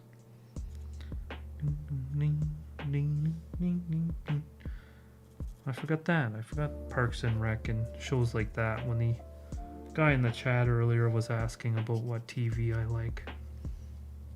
I like comedy. I like to laugh. I don't watch too much drama television. If I'm watching something, I want to laugh, basically. That pretty much sums up my experience with most media I consume. If I'm reading a book, I want an epic tale. I want to be transported somewhere else. Some fantasy escapism. If I'm watching a movie or a show, I like to laugh. When I'm listening to music, I like to dance, and I like to feel the feelings. I'm not going to do over there right now. The cameras are too in the way at the moment. I can't get close enough to get really good, very close detail at the moment.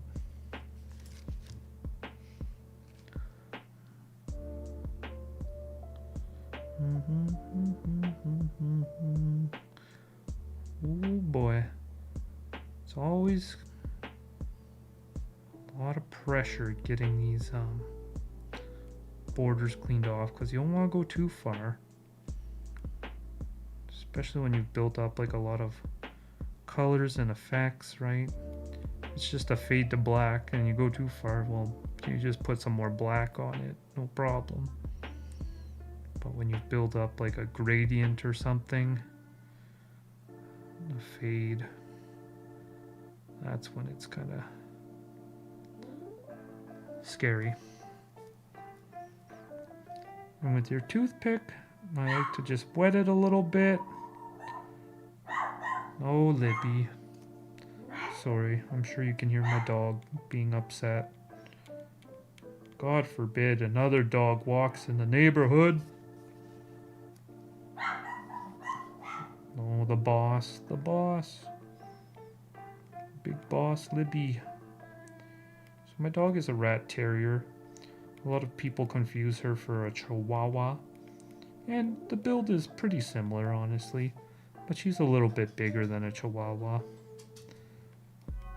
But she really thinks she rules kind of the neighborhood despite being, 5 pounds. Well, she's bigger than 5 pounds. She's about 10 pounds.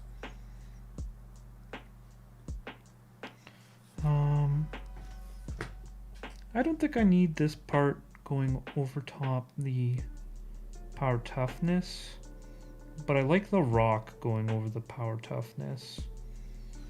I think this will give it a bit more dimension. Oh, hey Studio K, how's it been going? Have I made any big flubs? Is there a seemingly method to my madness? Because I really feel like I just throw paint at it till it starts looking okay. Ding ding ding ding ding. We've got an Alterist reunion in the chat. Man. Where are all the people who want to learn today? They've got all the resources in the world in here. Alters by Alters and Studio K. They'd be eating good. Anyone who wants to learn.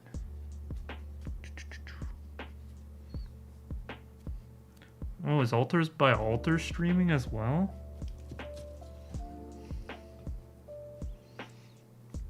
Honestly, I was getting like, not a data warning, but like my internet being kind of dookie warning, and all I'm doing is streaming. My music is downloaded to my computer. It's not being streamed or anything. So I just have this one thing going on, and my computer was still struggling. Not even the computer, the internet. So I don't even know if I could kind of like have other streams on in the background the way y'all do. Anyways, before that, I got distracted. I was saying I like to wet my toothpick, and I typically do that by like licking it. I'm not sure if people want to hear that, but that's what I do. And then that way I also get all my vitamins and nutrients in as well. I hear that eating paint is very good for you. But one thing is, as you're kind of like picking paint off, it'll of course get stuck to the toothpick.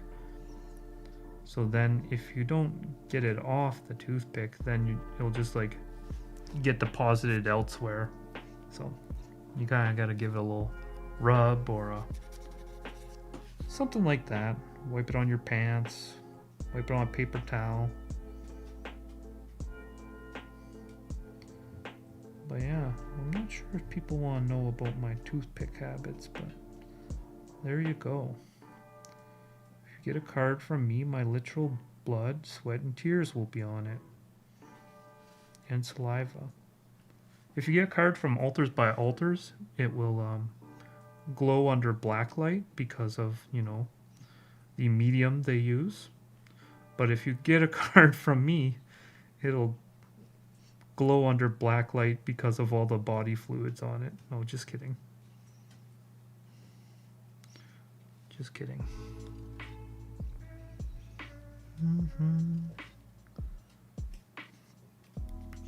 A lot of these rocks in the foreground are really taking shape now. I feel like I've got like most of my shapes all done. And it's really finicky little stuff like perfecting that gradient, adding highlights, adding shadows, bulking up some of the areas where you can still see our borders through the card. Kind of a lot of finicky stuff that just takes lots of layers.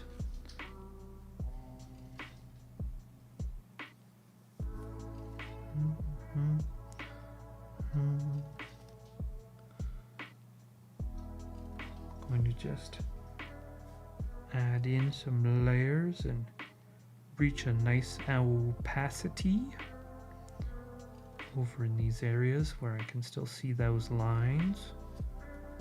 Don't want that. But I might want to put a little bit more paint on. I'm being very, very conservative with the amount of paint I'm putting on.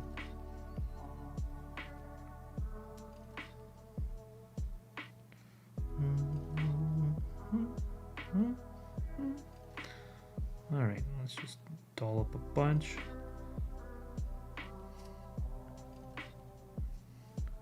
And it sounds like I'm painting thickly, but I'm still painting very thinly. The dollop word, it's a little scary. It's a little scary.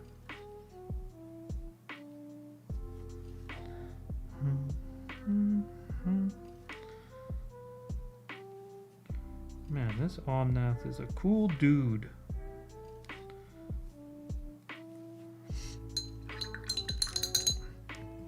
I've already got like the script in my mind for this video. It's crazy that like I feel like I could be 10 times better at painting but still make like a worse like performing video if I change some things.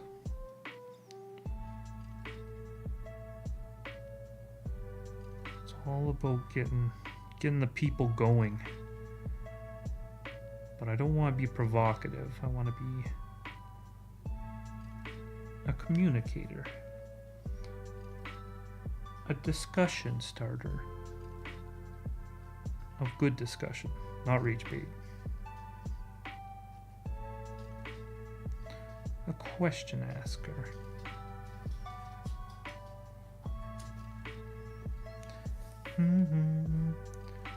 Very nice meme card so far. It looks like we're going to come together really nicely.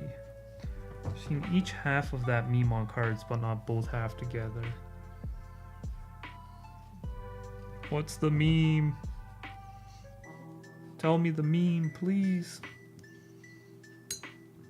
What meme is Studio K painting?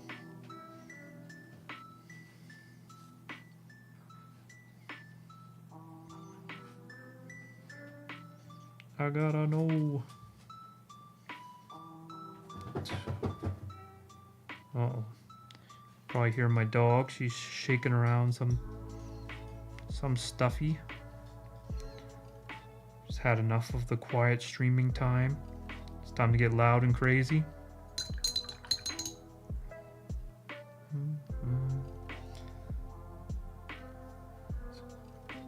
These lines are so stubborn sometimes, getting rid of these lines. I think I just need to paint thicker.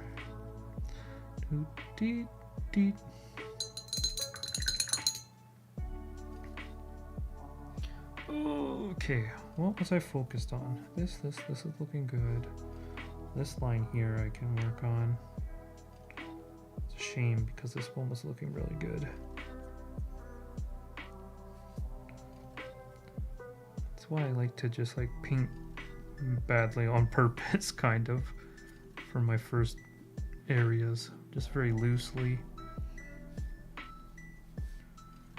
Especially if I know I'm gonna have to go back in and add a bunch of layers to thicken it up over like a line, for example. And I don't want to fall in love with the first layer.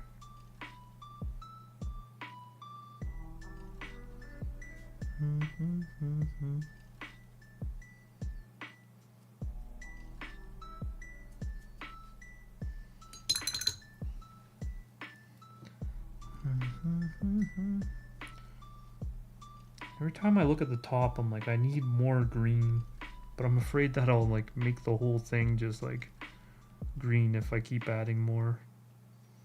But whenever I look, I need more green.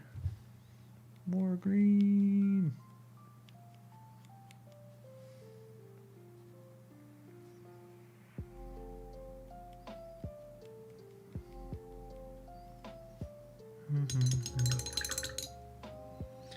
You know what I don't get, since we have a few altruists in the chat? So on Fridays in the Magic subreddit, you can like post your altars and stuff. But like I see YouTubers can like post their videos any day of the week, no problem. So like if I do a YouTube video of me uploading, like of me altering, not uploading, does that mean I can post it whenever? Or no, because it's art?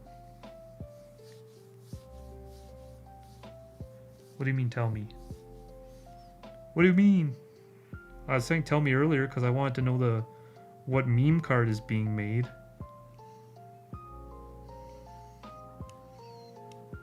I want to know the meme. Can I know the meme, please?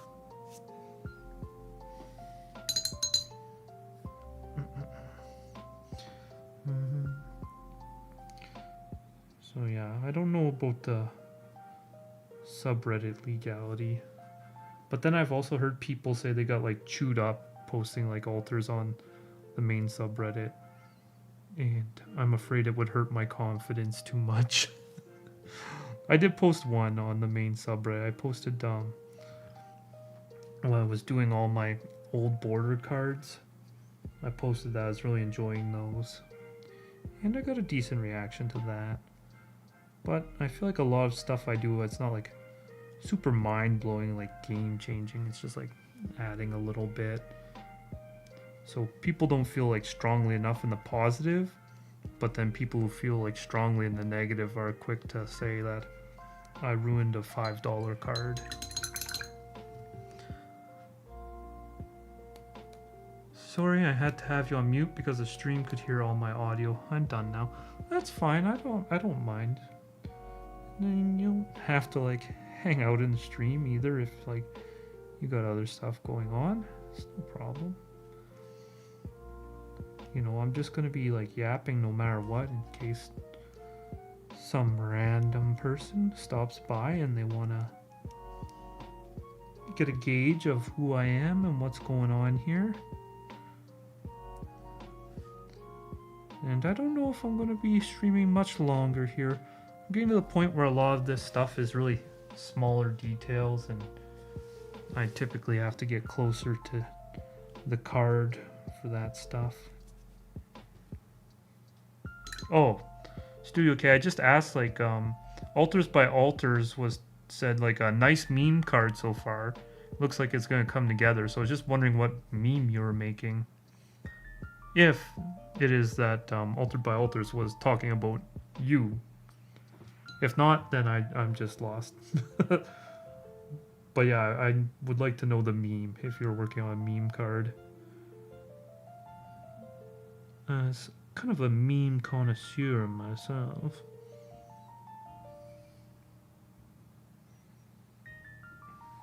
Oh, you answered above?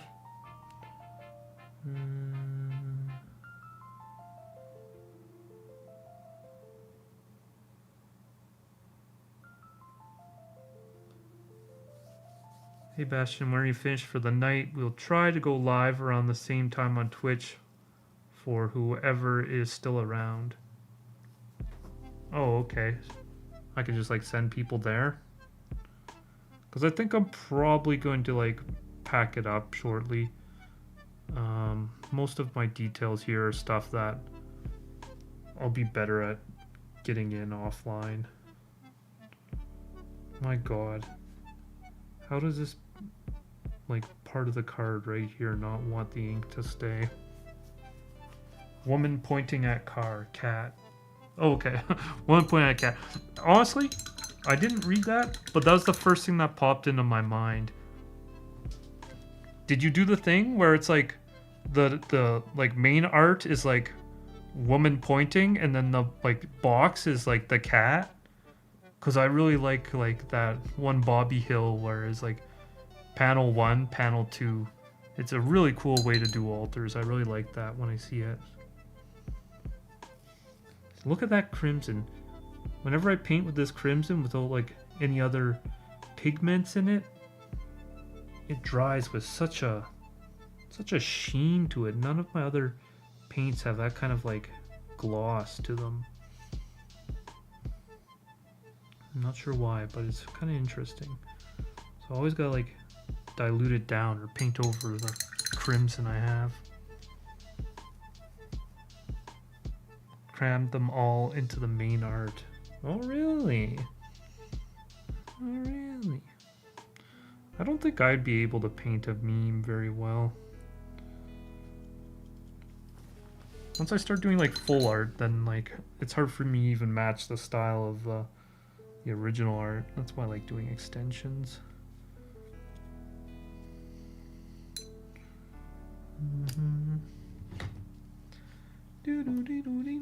Side by side.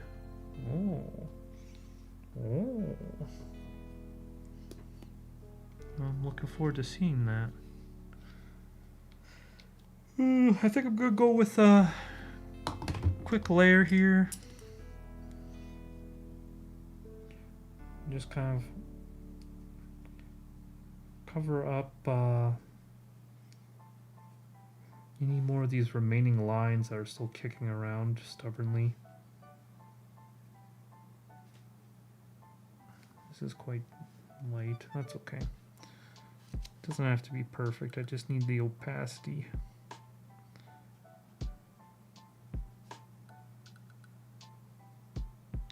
Work in progress in the Discord. Sounds good. I think I'm gonna make gnocchi tonight for supper. A sweet potato gnocchi.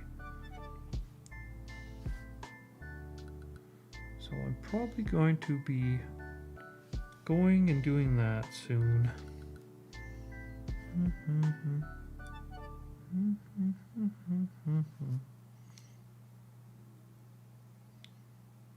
The opacity is really good on this one for some reason.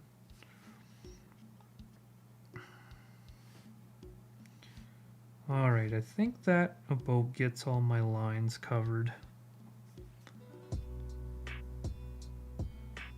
I don't know what I'm going to do for sauce though. Might sound strange, but I might kind of do a curry sauce. But I won't post it to the Discord in the food one, because then Oxy will tell me it's not curry.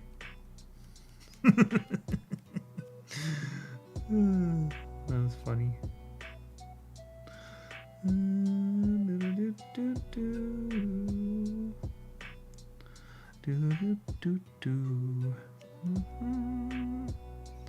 Okay, just a little bit on top of my pink. The pink is a little brighter than I think it needs to be at the moment there.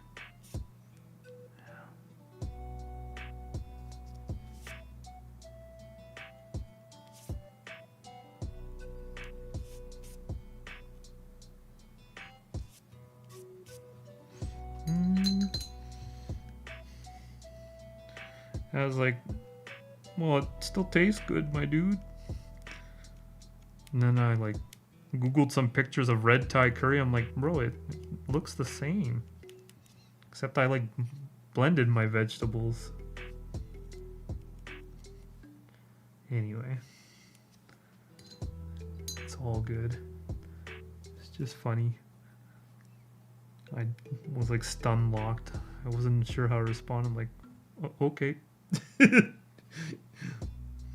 was like, I don't know. Maybe this guy's a chef. Yes, chef.